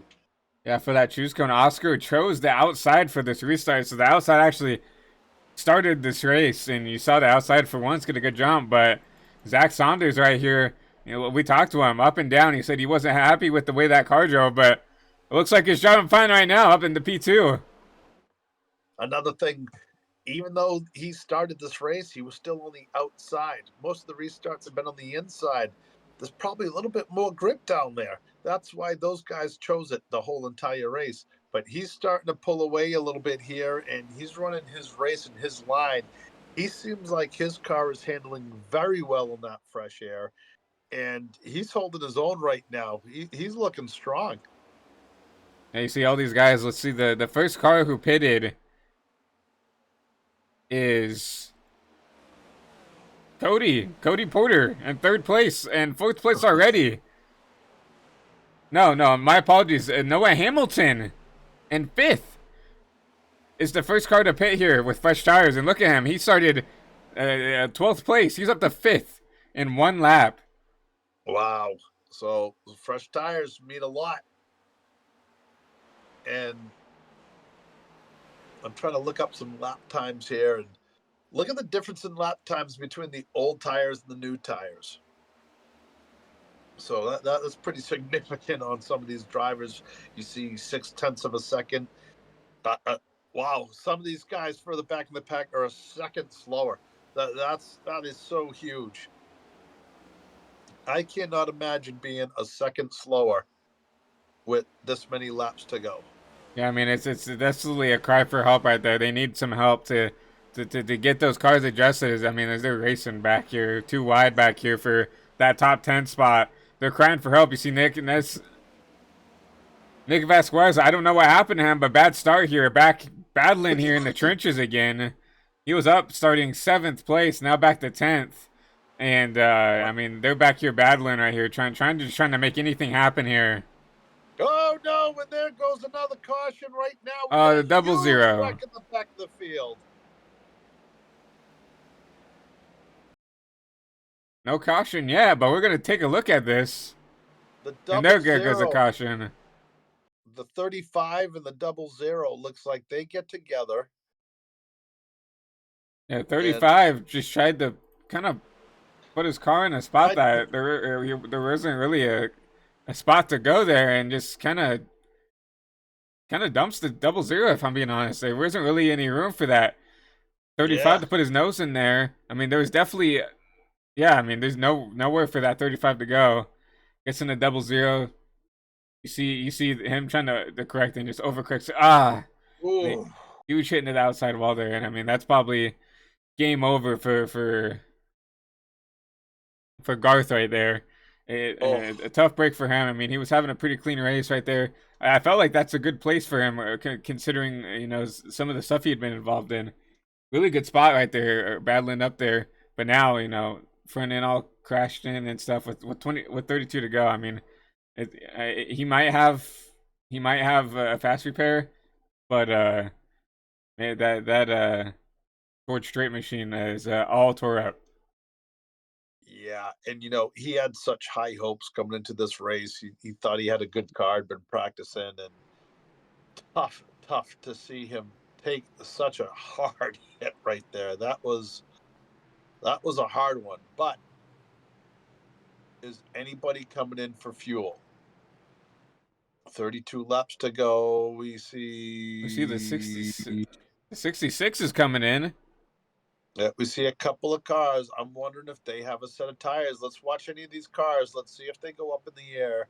Let's see if they have a set of tires left. See Ray Gale going in there. We'll see. It looks like they're getting Yep. damage and fuel. Oh, there's one car's going up in the back there. 66 is taking tires. Let's look at the 6 car here. Yeah, we got a couple of guys that still have a set of tires. 6 is Oh, taking the tires. 6 car has a set of tires. All right. I think everybody that pitted right here is gonna take a fresh set. It looks like, by the looks of Yep. it here. So I mean, these guys they lost their track position. I still think Cordoba is in the best spot right here. Right now, they've shown their cards. All right, I got a set of tires. I'm gonna take them now, and I'm gonna try to drive through the field here. I think that these guys were hoping that this was about 10 laps from now. Because 10 laps from now would have made the world of difference. These tires that they're taking now, it really isn't going to matter too much. But it's 31 laps to go. By the time we go green, it'll be 29 laps. So I don't think we're going to see racing get too hard until we get to lap 25 or so. But we'll see what happens. They've kind of been racing hard all night. Yeah. Well, we see Corey, the boss man over here in P9. Let's give him a ring and see if we can talk to him real quick. Yeah. Hey Corey, it's Christian and Billy up in the HVTV booth. You got a copy? Yeah, I got you. Well, I mean, kind of a very eventful race for you, up and down, up and down through the field. You've been up in the top 10. You've been outside the top 10. Walk us through the race and walk us through what you think's gonna happen here. Yeah, I mean, it's one of those races where strategy is just so important. I feel like we missed a couple of times tonight. Made a few mistakes that landed us outside the top 20, including qualifying. Sorry, I was choosing. And yeah, I mean, it's just been one of those races all over the place, up, down, left, right, top, bottom. Like, it's been crazy. But we're in the top 10 now, kind of where we wanted to be, on 2 tires here. We'll see how we can hold up against these guys that stayed out earlier and against these guys that took 4 around us. So if the car feels good right now, other than that, be a moose. I already am a moose down in Englewood, Florida. Thank you very much, sir. And hey, Corey, good luck, man. We're getting ready to go green again. 30 laps to go. So hang in there. It's not over yet, bud. Thanks, guys. You guys are doing great. Been listening the whole time. Thanks again for doing this. I No know. problem. What's up, Prezer? We'll move Corey back down to his VC. And yeah, getting ready to go green here. Corey, I mean, and that's not even something I even considered. 2 tires. He just gave us another insight to what the race was like. I mean, I didn't really think 2 tires would have been a call at all to pick here because of how, kind of how Indy works. But obviously, Whenever I've taken 2 tires, my car has become very loose. This is not the track you want to be that loose at, I don't think. yeah, exactly. But Corey's a much better driver than I am, and you know what? We'll see what happens. Let's keep an eye on the 1 car, see what happens. But we're coming down to a very important restart right now between those 2 gentlemen on the front row. So hold our breath. Let's see if this is going to be the end of the race or not. You have Saunders and Jensen getting ready to go green. Let's watch this drag race begin. There it is. And Jensen gets a restart, but I'll tell you what, that outside lane got a great one too. But oh, is he going to catch him on the inside? Ooh. No, he's not. Look at that. Those guys are pushing so hard to the corner. Further back, we're seeing guys go 3 wide. That's not what you want on this restart. No, you do not want to be races 3 wide with the 43 in the middle there. Yeah, that is not a good thing to do, man. And this race is going to take 2 hours to finish if they keep driving like that. But hopefully they're going to sort it out back there by the time we get into turn 3. It looks like they have. The 8 almost getting spun around there, getting pinched to the apron there. But yeah, 2 wide I think is manageable here, but 3 wide you cannot do right now at this point of the race. 29 to go. I mean, that's still quite a bit of laps, but also in the same aspect, that's not a lot of laps. If you get wrecked out here, that's not enough time to go and get that car fixed 100% and come back. So they got to be racing cordially, but they also got to be racing hard. Oh, you see the 22. Doran. 24 getting together, I think. Yeah. I think that was the 24 trading paint. Looks like caution. they sorted it out. And Vasquez, oh boy, here we go. We have the Uberman real slow, the 5 coming off the corner real slow. See what happened too. Looks like, oh man. He came off the wall and just took out the Uberman. Let's take a look on this far chase and see what happened here. Oh, I mean, no, looks like the 29 came up on. I thought it was the Uberman. The 29 came up on the 57 car. Yeah, the 57 definitely wasn't going up towards the wall. Looks like he was loose.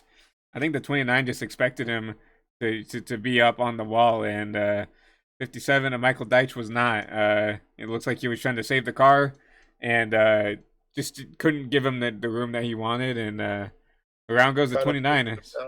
Yeah, it kind of pinched him down a little bit, and well, that's why you have spotters. You know, he was not clear, and yeah, tough break for both those guys. Yeah, looks like Michael, not a lot of damage here. Looks like everybody got around him, but you see the 29, that front bumper kind of getting ripped off there. So unfortunate break for Stewart there and the 29, but he's been involved in quite a few of them tonight.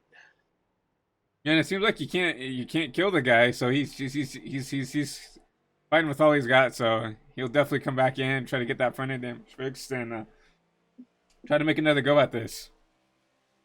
Yeah, and look who was in the 5th spot.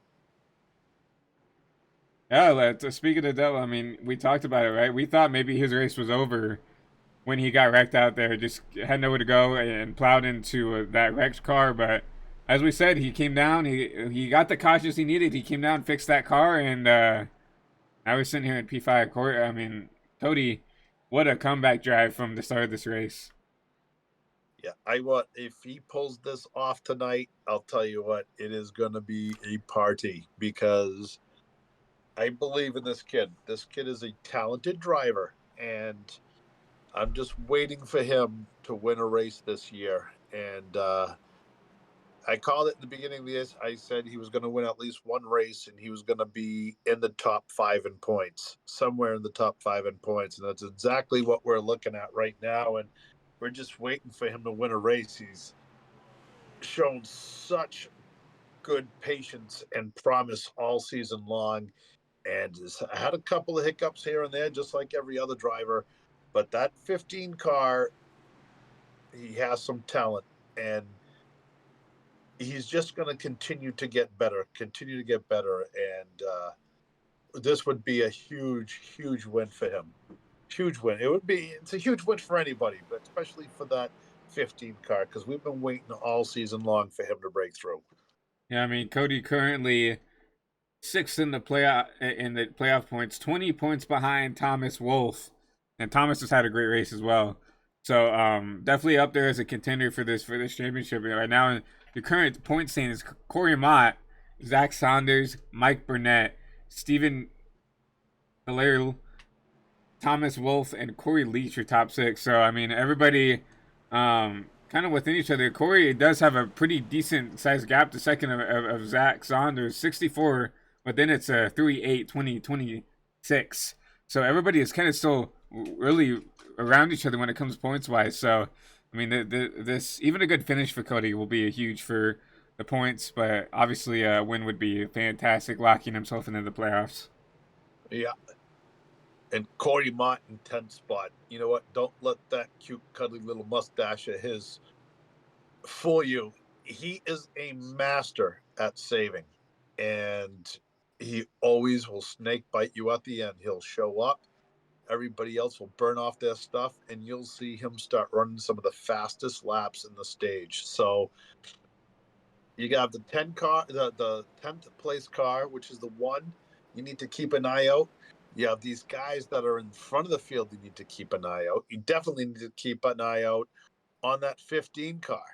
So this is getting real good. You have Porter you need to watch. You have Wolf you need to watch. Vasquez. This top 10 is turning out to be a banger. And with 20-something laps to go, this is basically a short track Saturday night at the Indianapolis Motor Speedway. This is the feature.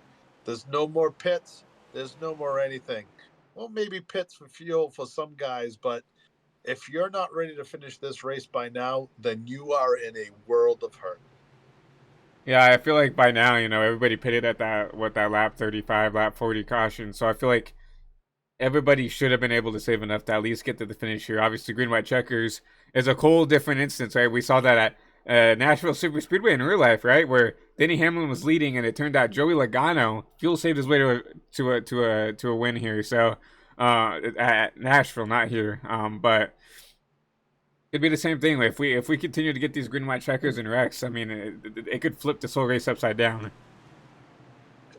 One thing about this track that is so huge, and one of the races I was in this week, or last week rather, I actually saved my tires. I didn't change my first set of tires until after the first stage, because I was trying to save tires as many sets of tires later in the race as possible.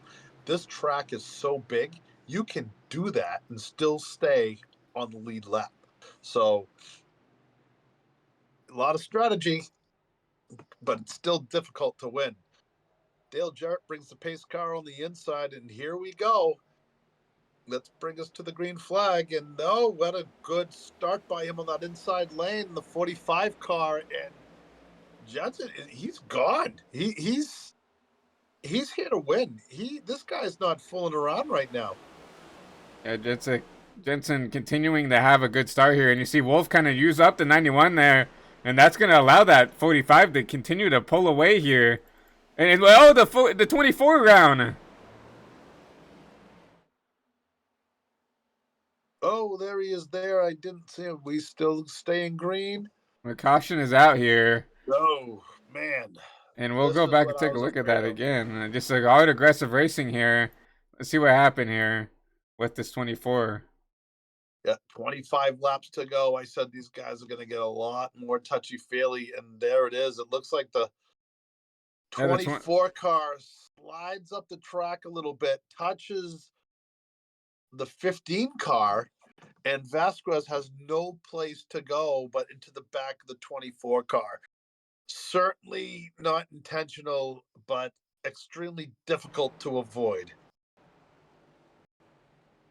Yeah, I mean that's just hard racing right there. I mean, it looks like just Noah overdrove the corner there and kind of uses the 15 as kind of like a wall, and then just had to kind of check up to not wreck the 15. And unfortunately, Nick had nowhere to go and got in the back of the 24. No damage for the 24, which is good to see, but obviously a lot of lost track position for that Exalt Valvoline Camaro. Yeah, that's a real tough break. Nick Vasquez, man. I I bet you he's sweating right now because man, he had no time to react on that whatsoever. And I bet you he's sweating a little bit right now. He's definitely glad that he didn't get caught up in that wreck now. I mean, Nick up this P6 after that. I mean, you see Corey Ma, he snuck his way back up to P7. There's a reason why he's the points leader, everybody. It's because, as Billy had talked about, right? He is a great tire saver. I've raced with him in the truck series, and I thought I had a podium locked up, and he ran my butt down and passed Yeah, me with 5 to go. So I mean, yeah, he's one of the best in the game when it comes to saving tires and being there at the end. I mean, he is the Circuit Cup Series closer, so he'll be there at the end. And I mean, you already see him now up to P7. well, I had a third place in the ARCA series finish at Michigan Speedway, and it was because I basically watched Corey Mott.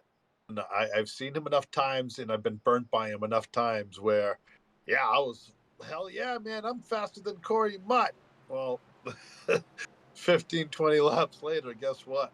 I was I was watching him go by me on the outside without any issue whatsoever. So I kind of followed him, and it got me to a third place finish. So he knows what he's doing, and he's good at it. So he's a car you have got to watch, and if he wins this race, that's kind of like that'll be his moment this year. I mean, he's had a few wins, and he's been very, very strong, but that would be the icing on the cake right now as far as leading up to the points race. And Jonathan Ledger getting his lap back, and I think that'll put him back on the lead lap if I'm not mistaken. Yeah, it looks like it will. So got a lucky break Yeah, for this 28 Mopar machine, and Ledger back in the fight. he is, and super, super nice guy, very talented, doing the skins for the different race cars. And if you go on Trading Paints and you look at some of the different NASCAR paint jobs that they have, whether it's cup or trucks or whatever, you're going to see Jonathan Ledger's name there on a few of them. So very talented when it comes to making wraps. And I asked the guy, you know, what can I do for you? You know, and he was just like, no worry. You know, he's a super nice guy, and I'm glad to see him get back on the lead lap. And you know what? He's going to have a top 15 finish, I think, by the end of this thing if he keeps going the way he's going. Yeah, I mean, yeah, you got caught up in a couple of incidents before, went a couple laps down, but now, like we said, back in the fight with 20 to go here at Indy. It's gonna be interesting to see what he can do here. He's probably gonna come down and take some tires here. That's probably Oh, be the smartest thing here. That's gonna really put him at a great advantage here. So I'm oh, excited to see what he can do here. oh, let's see if Jonathan has a set of tires.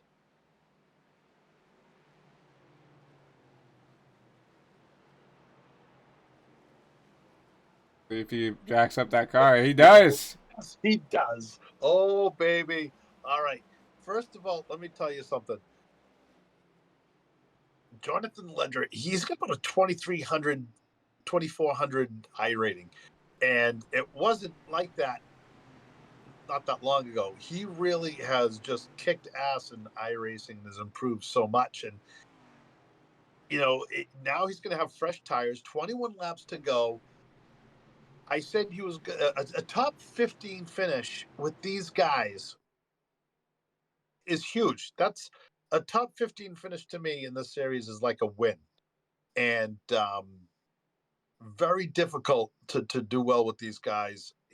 And for him to get a top 15, it would be, I think, his one of his best finishes of the year, and especially at Indy would be so huge. So I'm hoping for that. I'd like to see him get up there even closer to the finish, but let's see if he can do it. Yeah, 21 to go. you gotta love cheering for the underdogs here. I mean, Jonathan, like I said, great painter. Looks like looking to be transform himself into a great race car driver here. So, but obviously 20 laps to go here. Still a lot can happen here. A lot of calamity, but a lot of heartbreak and a lot of underdog and a lot of victorious chance going to be happening as well. So, Yeah, and up front, if you look at that top four, it's been seeing those guys in that top four a lot so far tonight, and it's getting ready. 21 laps to go. They're not going to play nice anymore, folks. You pull down in front of a guy now, he's not going to lift, and you're going to go turning because this is it. This is for the money, folks. We're getting off, and this boogie train is heading off into turn one, and they're still side by side. Zach Saunders trying to grab him on the outside there, and that 45 is not going to be clear. They're going to have to race down into out of turn two here. And I think Zach Saunders is going to have to tuck in behind here. It's going to get in the wall here. Huge hit by the 91 here. The 04 is going to take advantage of that, and he's going to try to get around him here on the backstretch here. Side by side for P2 here. Still has his foot into it. He's not giving up yet. He's going to slide into third spot. Zach Saunders in third, but guess who's in fourth? Cody Leach. What a recovery race for him after getting caught up in that wreck in the early stages of the race. But Thomas Wolfe underneath him. He's going to try to make a move here for that P4 spot. Come on, Cody Leach. He's going to get him going down the front straightaway. He's going to pull into the inside.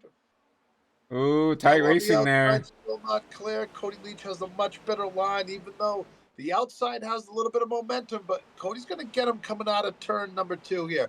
Turn two is completely opposite of turn one. So, as you saw, he got underneath him, and he was gone coming out of turn number two, and he's taken over that spot. He's now getting ready to fight for third. So, keep going, Cody. I want to see you in this thing. 19 to go. And you already saw down the back stretch and the front stretch. The S-ing has started already. Seeing that 45 is going to continue to try to break this draft here. And you're going to see that number 404 car. Your pole sitter of Cody Porter trying to keep up with him right here. And right now, not breaking away here from that 04. I know the 04 car would love to push Jensen way out in front and just leave the battle for the two of them. The 45 and the 4 car are definitely trying to sneak away from the rest of the pack, but it's going to be very difficult because we've seen it before. They've get like close to a second lead, and then here comes the rest of the pack right back. But now we have two groups of two, and then the main pack. Yeah, you're gonna have to see. You're going to have to see Saunders and Thomas Wolfe right here try to work with each other here to try to get back up there. They can't, like, if Thomas gets up to Zach, you have to work with him. You cannot fight with him. You see Cody back in P5 here, and look at that. Corey Mott in P6. He's starting to come back up through here. I wonder if Corey will actually try to work with him, if he's going to try to make the move here. Well, I tell you what, Corey is very smart. 17 to go. We still have plenty of time left in this race, so he's going to be patient. I think he's going to help push that car forward.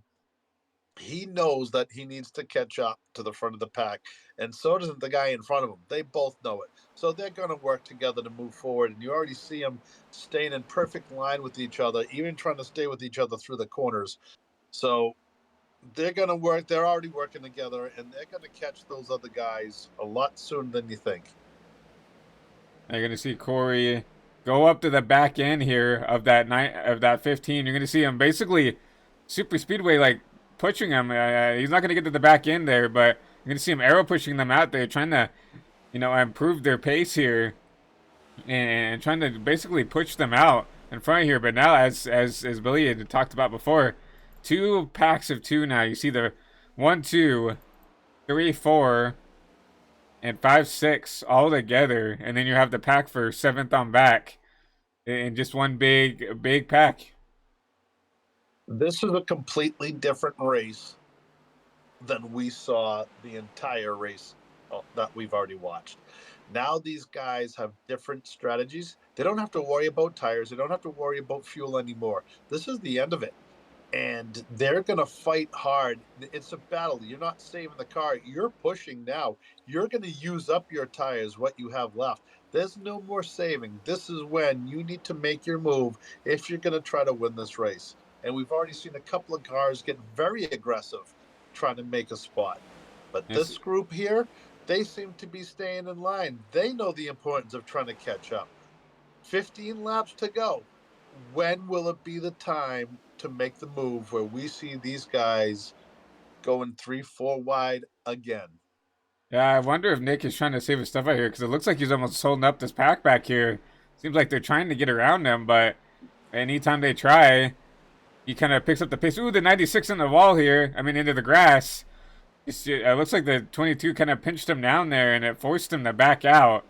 But Nick right now trying to hold on to this P7 spot. Yeah, well, you know what? That's just going to cause more problems. And I'll tell you what, last thing you want to do is hold up a bunch of cars like that. It looks like he's struggling hardcore through the corners and through the short chute. He just can't seem to keep the car as low as he wants to, I don't think. And let's see how he does through turn 2 here. That's a much better corner.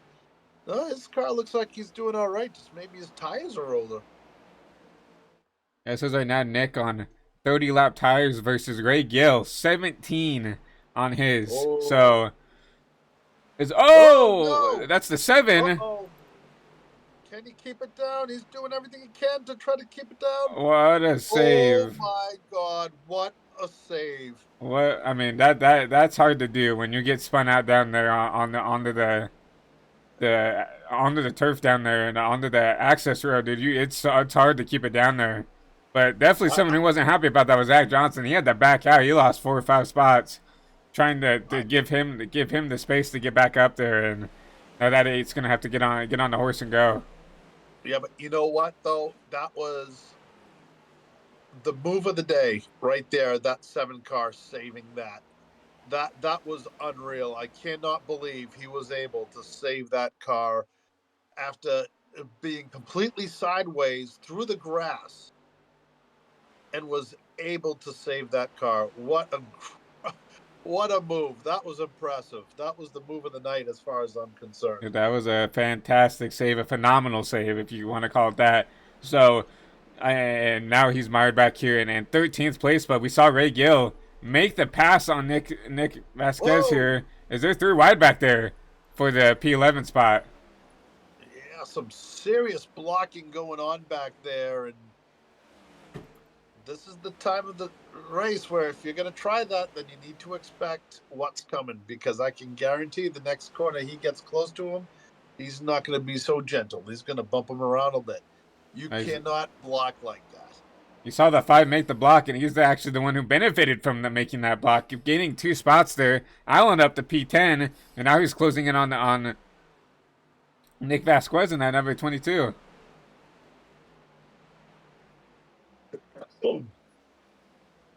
That's one thing that I never could stand is blocking, and I just don't tolerate it. I don't care if the guy behind you is that much faster that you have to go down 3 lanes to keep him behind you, then he has the right to turn you in the next corner. I'm sorry. I'm old school. That's just how I am. But yeah, that doesn't fly in my book. But hey, you know what? I'm not racing with 11 laps to go at Indianapolis Motor Speedway, so it's easy to be a couch quarterback. Exactly. I mean, different antics. Everybody grew up watching different eras of NASCAR or motorsports, right? Where, you know, some people won't put up with that versus, you know, maybe some of these newer guys that are used to seeing that happen on a weekly basis here in the IRL Cup Series, Xfinity Series, Truck Series, ARCA, you know, late models and stuff. You know, maybe that's just something that they don't think is wrong, right? But um, obviously, different areas of drivers that race on iRacing, so there's a bunch of different ways that people perceive different types of racing scenarios. But you see the 22 all over Ray Gill for this P7 spot. Looks like the 22 might have started to get up and go. As he's gonna make contact with the 66, kind of move him out of the way here. It looked like the 22 was floating up the track, and he was doing everything he could to keep off that car on the outside. That was great driving by both of those guys not to have caused a wreck right there. And now you're starting to see the cars beating and banging a little bit more. And as we look back from Nick Vasquez's car, you see the Moonshine Toyota Camry coming up on him. Oh, there's a Whoa. huge shot for the 66. Yeah, Wow. Man, he just got way sideways coming through that corner. He had a little bit of help, and that allows Vasquez to skate away from that mess. Yeah, now there's just a calamity right here. There's like 8 or 9 cars out here all over each other, trying to race for as much as they can. And look at that, all the blocks and all the lane changes all at once, dude. I mean, this is very intense back here for this, right outside the top 10. Yeah, it is, and it's Indy. That's why these guys are racing so hard right now. And we told you earlier, we knew this was going to happen. You know, you get to the less than 10 laps to go. It's either wreckers or checkers at this point. It's Indy. You just want to win here as much as possible. And not only that, these guys are battling for points. So it's very important to get a good finish here, but it's also bragging rights. And that sometimes drives things even worse. So now with 8 laps to go, you're going to see even more bumping and grinding. And I got to be honest with you, I think we're going to see that yellow flag one more time. And speaking of battling, this battle for the lead is not slowed down at all. You still see the 04 all over the back bumper, but guess who's caught back up here? The 94 of Thomas Wolfe has caught this pack, got around Zach Saunders. Saunders back here about 2 seconds behind the lead pack here, but now it's a 3-car battle for this win. And we've talked about Thomas Wolfe before, many races. He always has a fast car. He's always strong, but he keeps getting caught up in other people's mess. He's had a lot of bad luck. He's locked into the championship. He would love to win this race, especially with 7 laps to go. He's thinking right now how he's going to do this. How is he going to get past the 04 car, and then how he's going to get past that 45 car. So these guys are battling very hard as here we go, side by side down those back straightaway. Is he going to get him right off the bat? He is. He's going to get him. They're going to go into turn number 3 side by side. The 94 kind of using up the 04 here. The 94 is going to try to pinch him down there. The 04 pinches him down, but the 94 is going to come up here, use him up on the exit, and now he's going to try to side draft here. Oh, Wall's the 04. 04 cannot be happy about that, and that's going to allow the 45 to kind of pull here. They got to figure this out. You got to let one go and try to get you back up. Second place is still the first loser, and these guys, they want... It's the 04 is going to get he turns the 04. He said, I'm not, if you're going to race me like that, I'm not even going to bother racing you. See ya. Oh, Gordon the Warden, his red phone is ringing off the hook. The Batman signal is in the air. Go on board with this 94 here. We'll see. Maybe that 04 kind of pinched down on him. Well, you know what? That's his job, is to pinch him down. He's still out in front of him. And he just comes right up and just kind of... This was before the contact. This is... And yeah. He was like, hey... It looks like the 04 car drifted out towards the wall a little bit closer than he wanted to and kind of corrected just a bit. Right there, he's side by side there, clean. And watch this. He's going to come right back. Well, it's hard to tell whether the 04 comes down or the 94 comes up.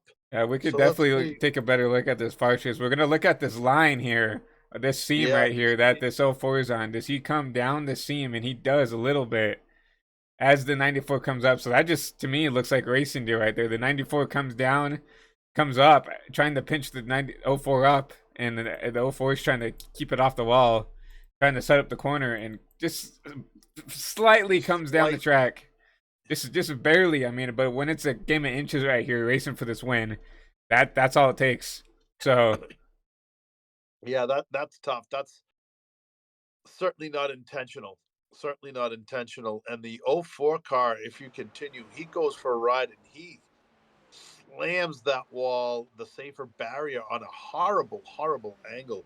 So thank God this is just iRacing, because take a look at that. yeah, that wreck. was a very hard hit. Yeah, huge hit to the front of the car right there. Luckily the 91 gets around there just fine. That was close for him as well, but ton of front end damage to that 04 car. I mean that might be race. I mean that's honestly could be worse, but still that's pretty bad damage. That's definitely at least right front wheel damage right there. So he's gonna have to go in there, try to get as much as he can, but with 5 to go, I don't know if he can get back up there and potentially race for this win anymore. Yeah, that's a race under for Porter, I think.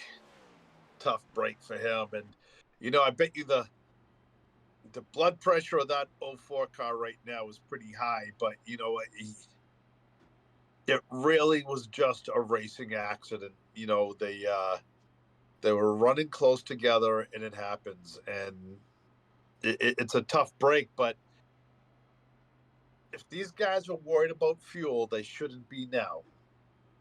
This caution should end anybody's worries. So 4 laps to go. It's going to be our first attempt for a green-white checkered. Yeah, I think it should be I don't know if this is a natural green-white checkered, but it looks like it might be. But right here, I mean, it's the restart. Yeah, the restart would be now on lap 2, so it'll be a green-white checkered no matter what. So we will not be going into NASCAR overtime quite yet, everybody at home. But this will be a natural green-white checkered. So we'll be going to green with 2 to go. So if we do get another wreck after this restart, we will be going to NASCAR overtime. What we'll be doing, where maybe the fuel will start to come into play here. Yeah. It is Indy, and we're hoping that this is the last one for tonight, but I don't want to say it, but how big of a win would this be for Jensen? I mean, it'd be massive. I mean, it seems like he's been the car to beat. Maybe the 04, but the 04's out of it now. He and that 94 got involved in that caution, but since he's taken the lead, basically, he has not given that up once. So I honestly think he might be the guy to beat. And honestly, if it were him, it might be disappointing for him not to come out here and win. I mean, he's shown that he's the best on the restarts. He's best on the short run. I think the 04 had him on the long run, but once again, it's so easy to get to someone, but it's so much harder to get around him, especially at this historic racetrack. So now Jensen is newer to this group. I know he's very talented, obviously. I don't know him as far as his talent on the racetrack. He's very good, obviously, but I know Wolf is very fast. So it's very hard for me to make a decision on who it's going to be, because that 45 car has been very, very strong. But that 94 car is extremely hungry. But so is the 91 and the 1 and the 50 and all the other cars behind him. So hold on tight. This could come down to the last 100 yards of this racetrack, because I can promise you there's probably going to be a crash coming off of turn 4. So you can confidently say that the top 6 is very hungry. You see Neck recovering to P6. Remember, talking to the pre-show, he called it. He said, "I'm winning this race. This is mine. Like I'm the guy to beat here." Now he's in P6. He's gonna be starting on the outside. And with 3 to go, I mean, he still definitely has a shot to come out here and maybe make something happen. So, I mean, this top 6, probably the best of the top, the cream of the crop right here right now. Your points leader up there. You have Oscar, who's been leading the whole race here, but coming out of turn 4 here, pace car's going to be off. And once again, we're going to hand this race back over to Barney. Dale Jarrett getting ready to turn the pace car down inside. Flag Barney and getting ready to stoke that fire. This could be it. Our first attempt at a green-white checkered for the win here at Indy. And here we go, green flag. Let's get busy going off into turn 1. And it looks like the bottom Oh, a huge wreck in the back. A huge wreck. Ugh. Like I said, first attempt at a green at a green white checkered. Oh, If we can boy. find what happened All here right, on this let's go. replay.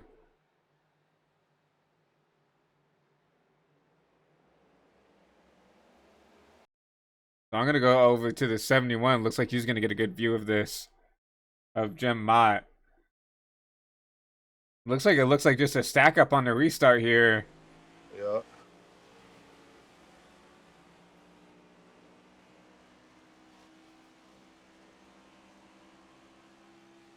And that happens behind him, it looks like. Let's Yeah. go gearbox right here. Let's go back to, who's even back here? Maybe the 88. It looks like it was 4 or 5 rows back from that. That was way back. See if we can find who the culprit of this There it is. So it looks like the There it is, 69 of Uberman just gets ran over by the 57 of Michael Deitch here. Not a, I mean, it's just a reaction to the checkup right here. There's a checkup. The 77 checks up, which forces the 69 to check up. The 57 does not react in time, and around he goes. It takes out the 88 as well. Looks like the 29 gets into the wall trying to avoid. So just a huge checkup, and that's what happens when you're aggressive. You're trying to time these jumps. You're trying to time the restart to try to get that little bit of an advantage to maybe get the pass a guy. Go up a row or whatever on these restarts, and just a little bit of a stack up, and you just saw the accordion just come back in and unfortunately take out some of these guys in the back. That's so frustrating when it happens because the guy who had to check up, he's angry because he had to check up. He's also angry because the guy behind him ran him over, but the guy behind him is angry because everybody checked up and he couldn't stop in time, and he got run over by the guy behind him.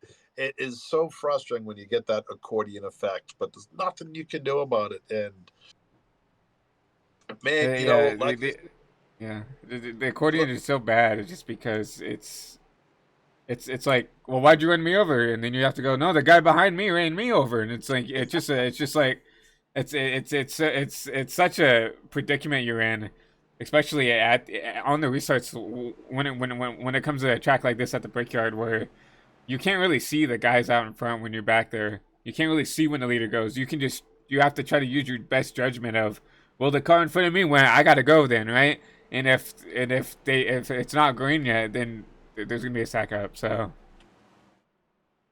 it's difficult. It's every division has its issues, and restarts. It doesn't matter what division you're in. Restarts are always tough. So even at this level, it happens. But I know in the truck series, I've missed a shift so many times that's caused an accident. And I try to own it and just go to the back. It's frustrating for the other drivers, and you feel bad.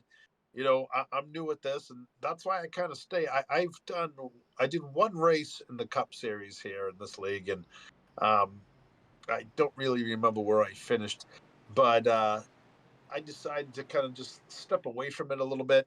I tried to make the Daytona 500, and I didn't make that, so I came into the booth and I decided that I'm just not ready to run with these guys on this level yet. Plus, I don't have the experience in these cars at all, so easy to step back and to do this. So somebody at my level, I've been racing a year, and I'm watching these guys 3 hours later, and they're still battling, and it just boggles my mind that they're still fighting as hard as they are, and they're still dropping the same times that they were on on lap one.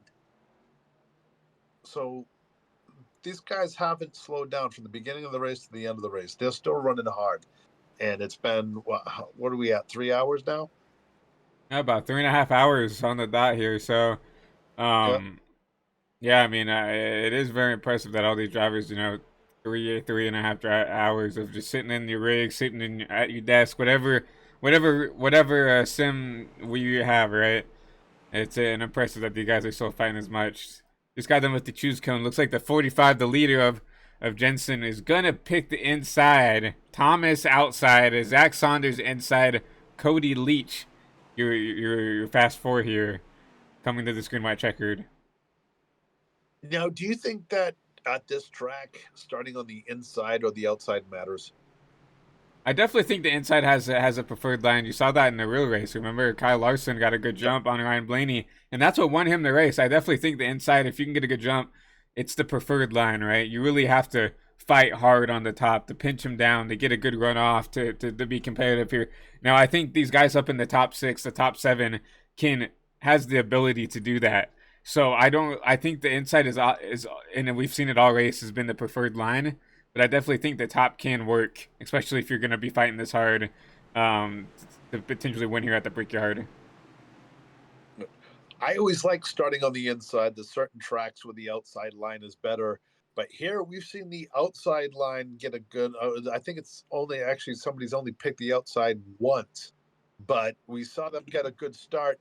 But I think most drivers enjoy that bottom line. It suits them a little bit better. So this could be it right here. Our second attempt to finish this race, green, white, checkered. Waiting for Jarrett to pull the car off. There he is, getting ready to go green one more time to the Geico restart zone. And we're back green here, overtime at Indy. Man, did you see the fourth place car get into the back of the second place car there? Yeah, Woo! you saw Cody trying his best to push that. 94 got the best he can. 94 is going to clear Zach Saunders here. And now it's going to be a battle here. Zach Saunders is going to go underneath him. The 94 is going to give him the room here. Caution again. Oh, man. Oh, boy. See if we can find what happened here. It looks like Michael Deitch was down the charts here. See if we can find another restart wreck. It's like the 00. But it happened before that. 2 rows before that, there's a blue car on the outside and the red car. It looks like somebody gets into the back of the blue car. The blue car kind of comes down and takes. We're going to once again bump up the gym again and see if he can see what's going on here. Looks like the 35. Before that. I think it was even before that. Like in front of that somewhere. No, it wasn't. We're going to look at the 35 here. It looks like everything's clean and green here. So it looks like another stack up. The 56, I think, if that pink car gets a little bit of a stack up, and it stacks Ledger up to the called off, and then right here, I don't know what the wreck is about here in the back. I think it was guys just seeing what was happening in front of them, and they were kind of checking up and running each other over in the back of the pack. Yeah, that's exactly what it is, just the accordion effect. Yeah, another accordion. Jim checks up again, and Michael Deitch checks up. The 29 checks up, and then the 00 just gets sandwiched in between the 88 and the 29. Nowhere for him to go, unfortunately. Got the old Malachi crunch right there. That was a tough hit. He had some pretty. And that's the 04 that got involved in that as well. Oh man, talk about a race going down the drain for that guy. And the 00, you can tell, just extremely frustrated. He had high hopes for tonight as well. He was one of those guys that I had talked to who felt as if his car was, he had a good car. He'd been practicing and was happy with it. And just you can see the checkup live. Yeah. Oh. Yeah, it looks like Cody was just trying to anticipate what he tried to do, and unfortunately, you can see him. He yanked the wheel. to the right, and it kind of spun him out, and then he tried to overcorrect as he was spinning and yanked it back into the inside wall here. And you're gonna hear the little pop from the 00. Oof. Shooting him back And he out. hit him hard, yeah. Ugh, Unfortunate what a tough fortunate for him. I mean, we all know he had a top 2, top 3 car, but I mean, when you're in the back like that, I mean, it's so tough to get around all that stuff. So Well, here we go again. yeah, this will be overtime attempt number 2 here, and once again, I mean, I think if Oscar can get a good jump here, I think it's his race to lose here. I think he will pick the inside again, but we'll have to see. But you know, it seems like the outside. It seems like the guy in second can't react in time enough to really get the jump on the leader, regardless of who it was. The 04, the 45, when the 7 was leading. It just seems like the leader just has that much of an advantage here on these restarts. Yeah. There's one thing you always hear people say, that the car, the lead car, he comes up with the pace, and he's the one who leads the first lap. He decides when to go first. Well, Jensen has been commanding the front row the last couple of restarts. He's held his ground, hasn't budged.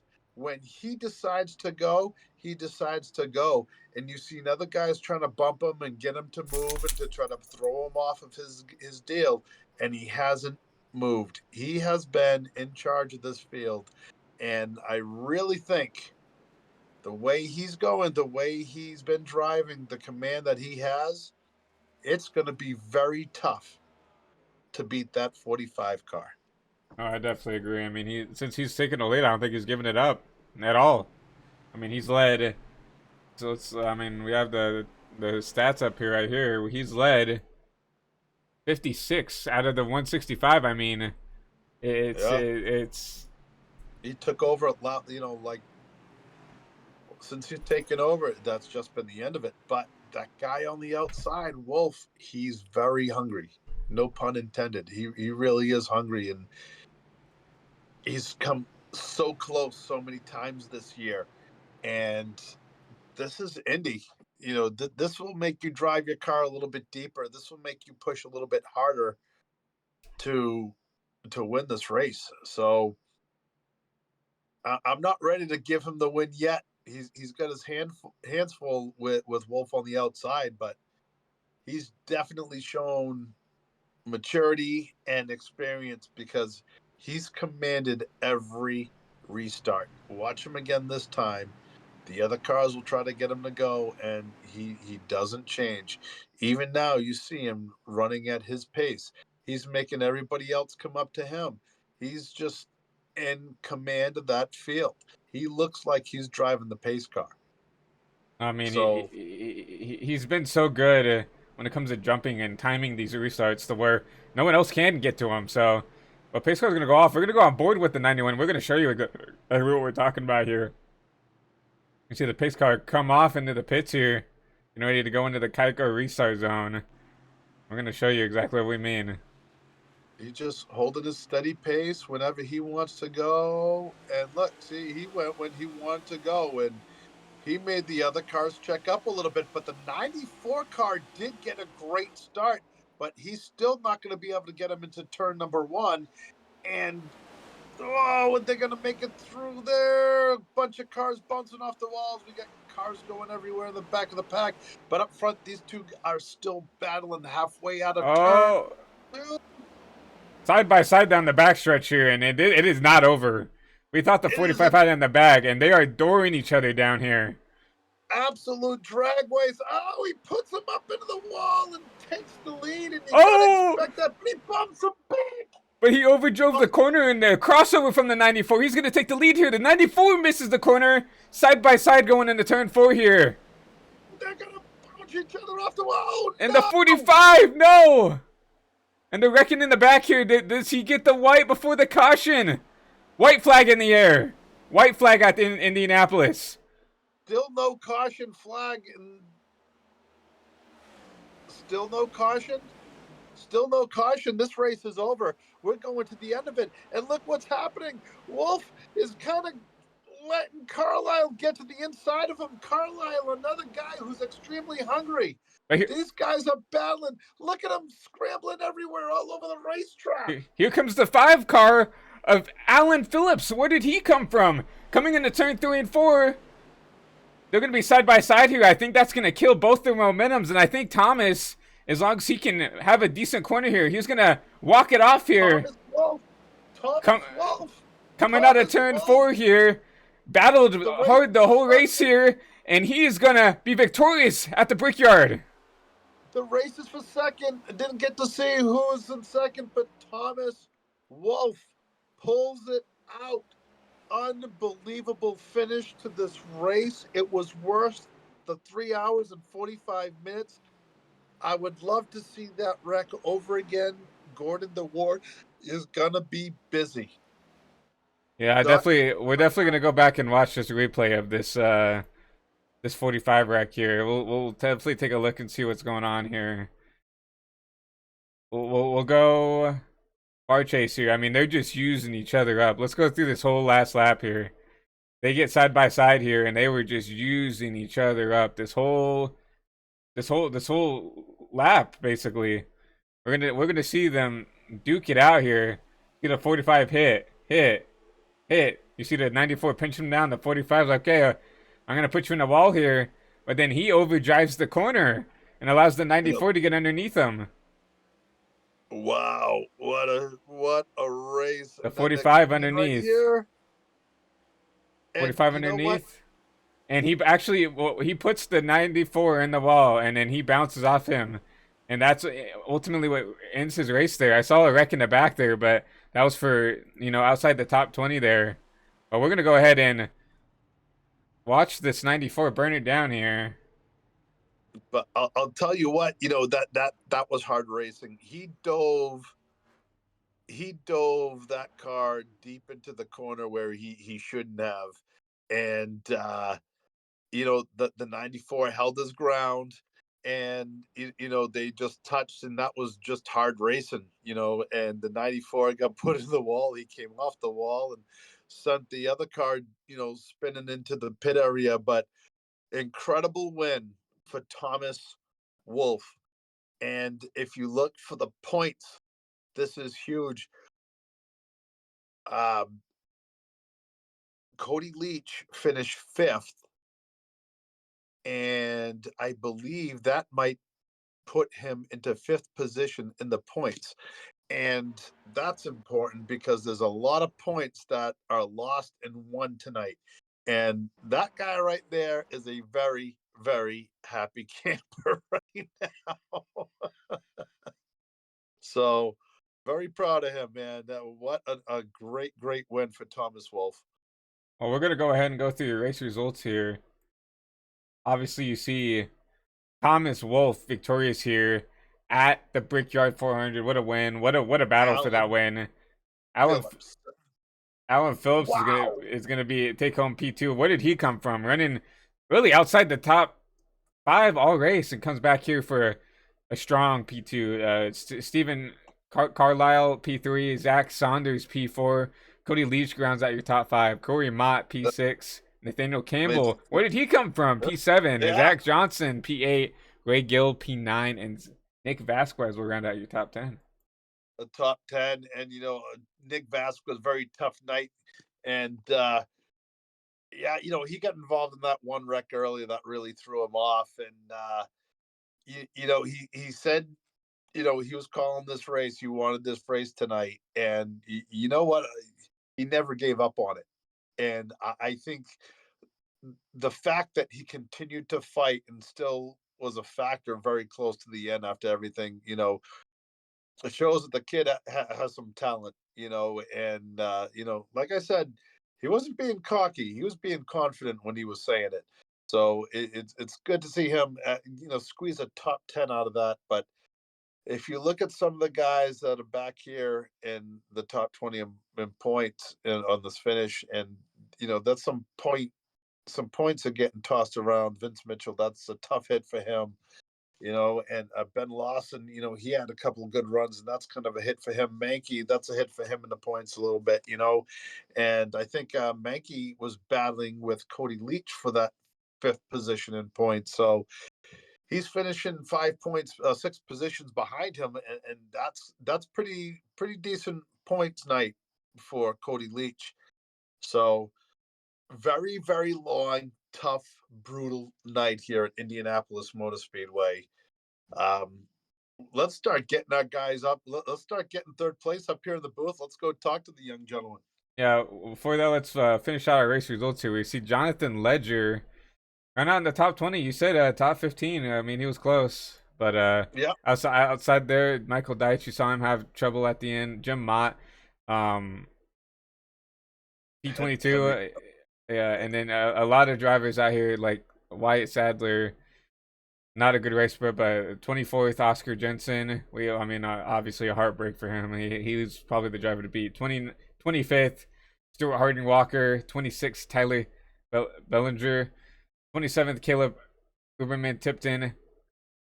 Garth Griswold. And 28th, White Sadler. And 29th, and Mason Horror. And P30. Joe Wright is going to be 31st. Jizzle Condor, P32, P33, Ryan Taft. Not a good race for him.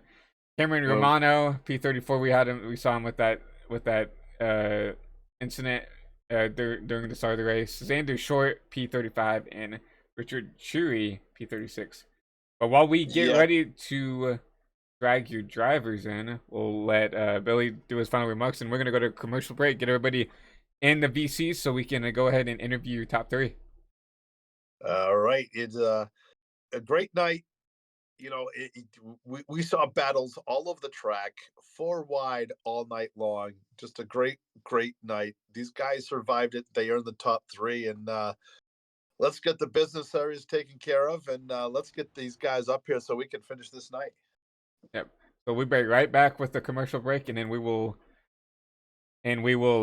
get your drivers up here.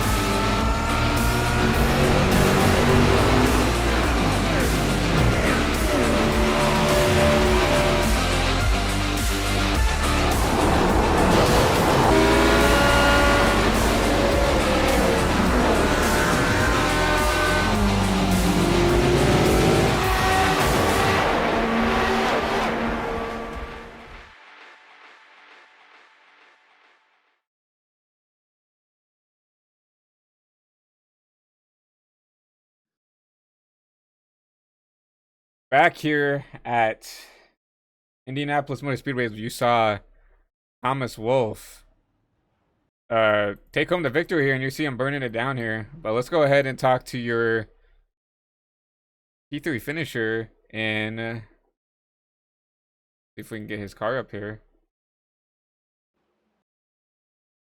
And Stephen Carlisle here. See if we can drag him down here.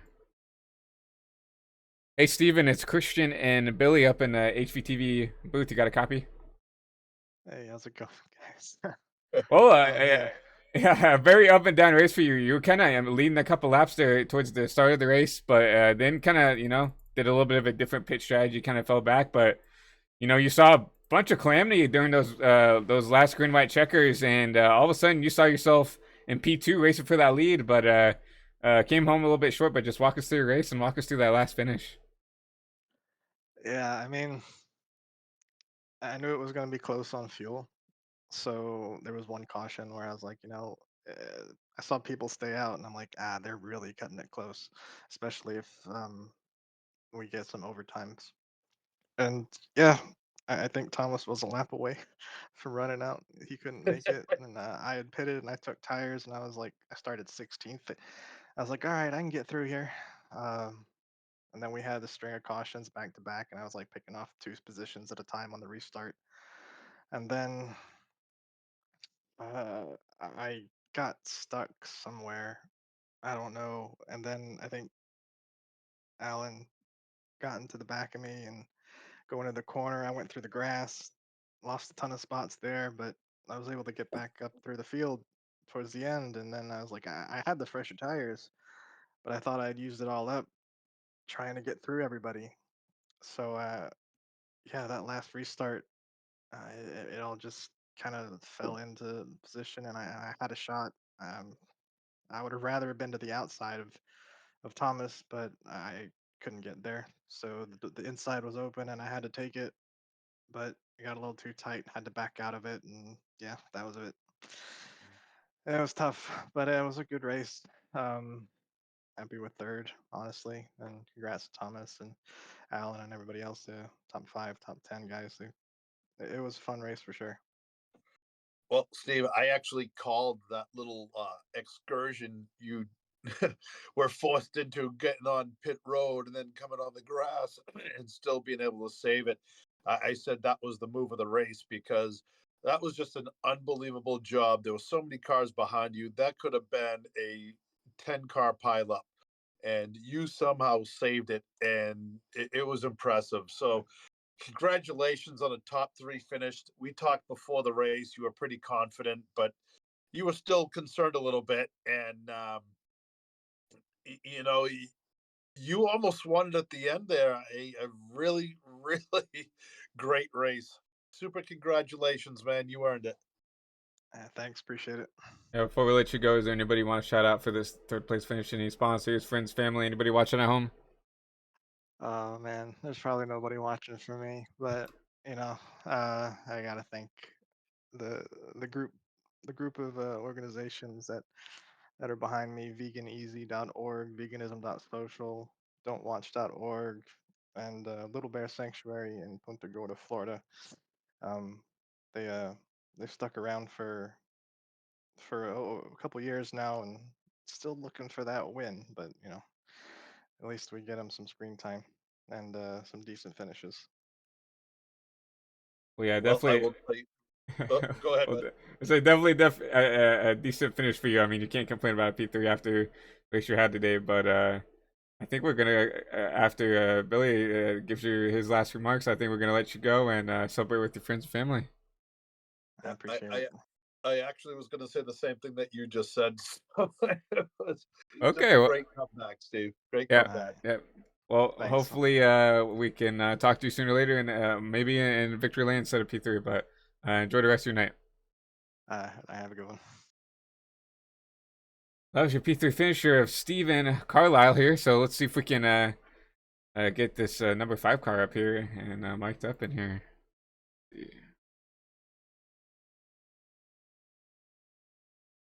Hey, Alan, is Christian and Billy up in the High Velocity TV booth? You got a copy? I do. Well, kind of a mystery. Where did he come from at the end there?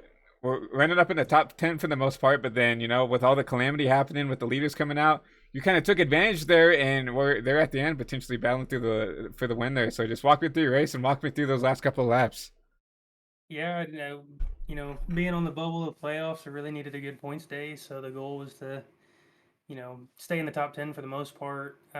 Did a lot of practice, felt really good about the car, and pretty much executed on what I wanted to do. We stayed up in the top 10, and like you said, a couple of those guys getting in the wall gave me the run down the back, and that's all she wrote from there. Was just trying to see what I could get out of it. Ran Steven pretty hard there at the end, and it's always fun racing him. He's it's real clean racing with him. I got into him earlier in the race, so I felt bad. So I'm glad he recovered for that. But yeah, all in all, it's exactly what I wanted out of that one. Wish I would have got one more spot, but I'll take it.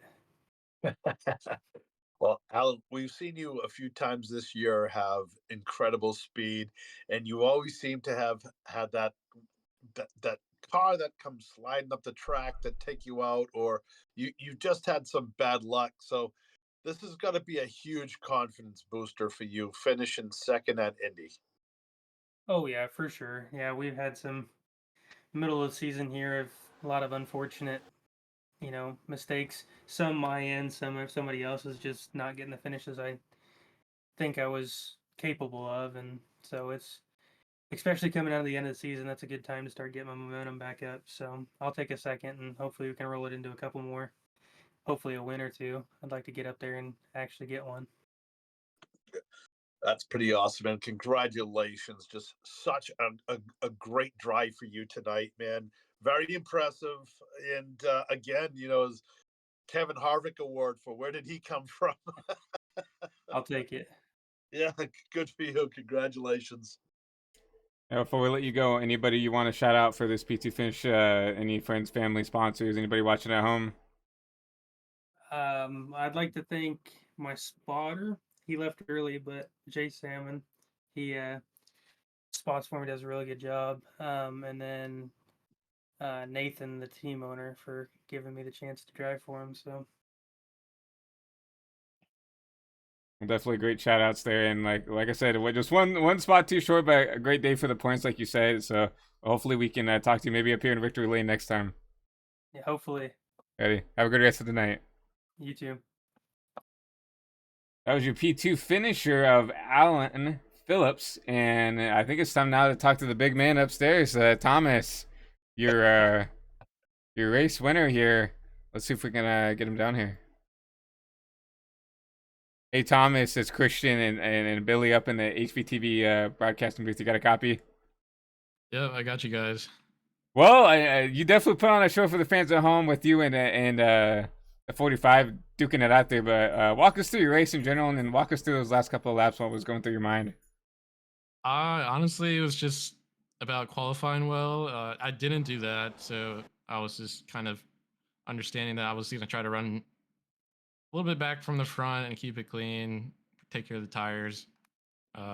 Had a kind of a bad break on stage one that shuffled me back, bounced back for stage two. I actually thought stage two was over a lap before it finished, so that was fun. I probably could have pulled out a win. I had my nose under Cody there, but yeah, from there it was just honestly, yeah, it was just riding around to see what kind of speed I had at the end. The track was cooling off. I really thought Oscar and Cody were just gonna check out, but I was able to reel them with those laps remaining, and then I watched it back. I don't know what you guys thought in the booth, but watching the seam, I really felt like I was keeping my line going into onto the backstretch there, but uh, it was just a racing incident in my eyes. I thought it was my fault potentially, but I think Cody turned down a little bit early on me. And yeah, end of the race. Those green white checkers is just shit's gonna happen. Bumping's gonna happen. It was a fight to the finish after a long race, long clean race. So yeah, great result though. Hell yeah. Yeah. We watched the replay, and we definitely agreed that it just looked like a racing deal. You were trying to pinch him up, trying to take advantage of the track that you had, and you definitely turned down just a little bit, tried to cut your nose off, and fortunately, that you got into him, and it just looked like a racing deal. But Billy, any remarks for him? I Yeah, mean, Tommy, I talked to you before the race, and we even talked about you before the race even started, about how you qualified further in the back, and you're one of the guys to watch for tonight. And we, like Christian said, we watched it here in the booth, and it was, in my opinion, a racing incident. And you know, you earned this race. I mean, it doesn't matter about what happened with that incident. you battled back, and you were a fast car all night long, and so don't think of it that way. You spanked the guys tonight at the end of this race, and it was really good to watch. You've had some bad luck this year on so many occasions, and you just won Indy.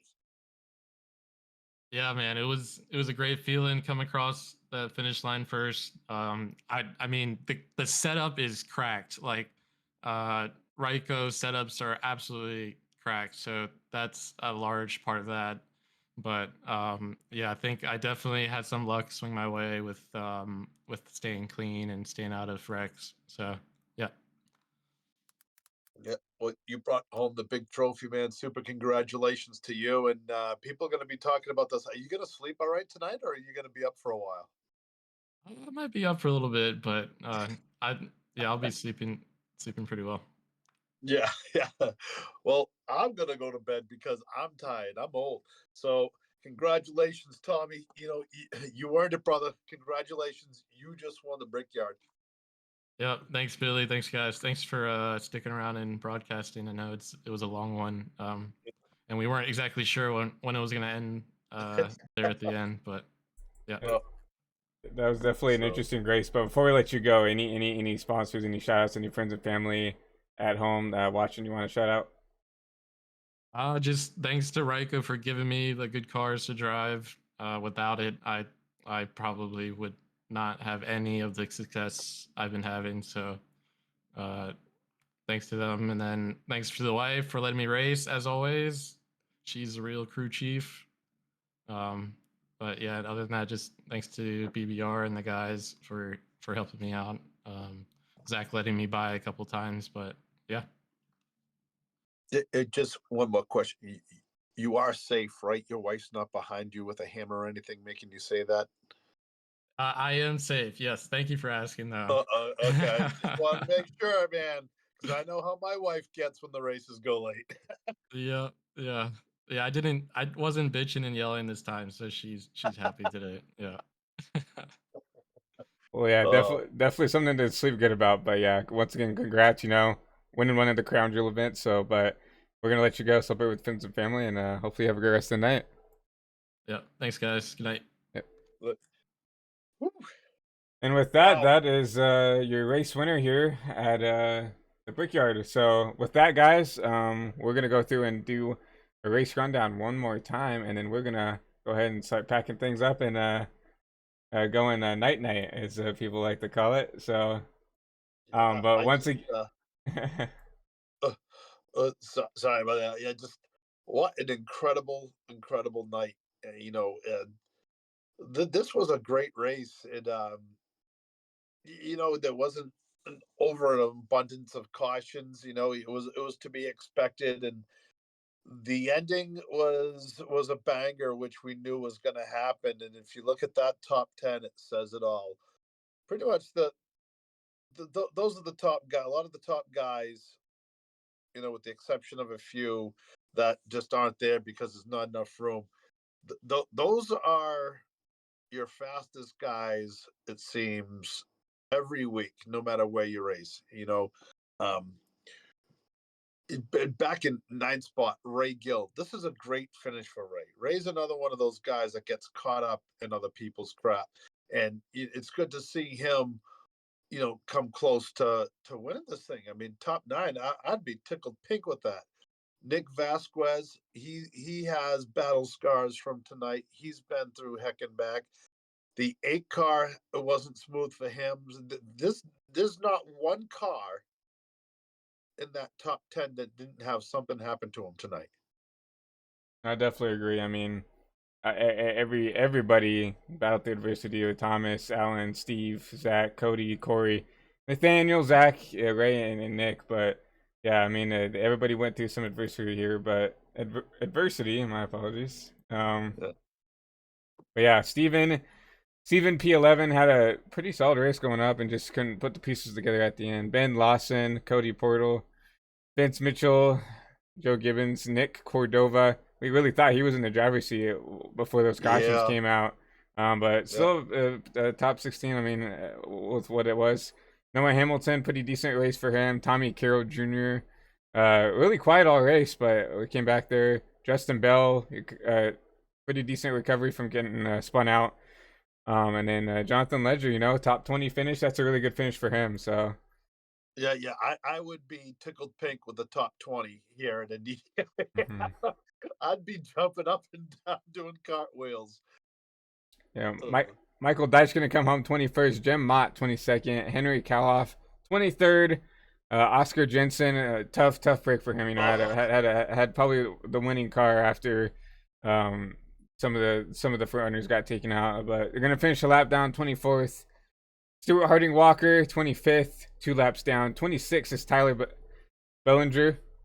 27th Caleb Uberman Tipton. 28th Garth Griswold. 29th White Sandler. Mason Hoover. That's at your top 30. And then rounding out the rest of the field out of the race, just tough luck for all these guys. Joe Wright, the 61 of Condor, Ryan Taft, Cameron Hermanos, Xander Short, and Richard Cheery. Just all tough races, but I mean that's Indy for you. You either prevail or you get eaten up at this track. So definitely not something surprising about that. But besides that, guys, I think that is a wrap for the race. But thank you guys so much for coming out and watching the broadcast. Thank you so much for all the new follows for this stuff. Really appreciate it. Once again, got to give a huge shout out to the people from my personal side. Thank you guys so much from the Crown Jewel community and everybody for giving me an opportunity to come in here and broadcast for you guys. Thank you for Corey we for love being. it. Yeah, I very appreciate the opportunity.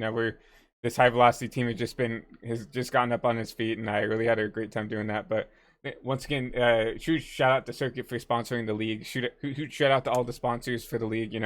They couldn't do it without you guys. And a huge shout out to the fans at home. Huge shout out to the drivers because we couldn't put on this broadcast without you guys. But Billy, thank you for being here and being a part of the broadcast. I really appreciate it. And I had a great time calling this race Well, with you.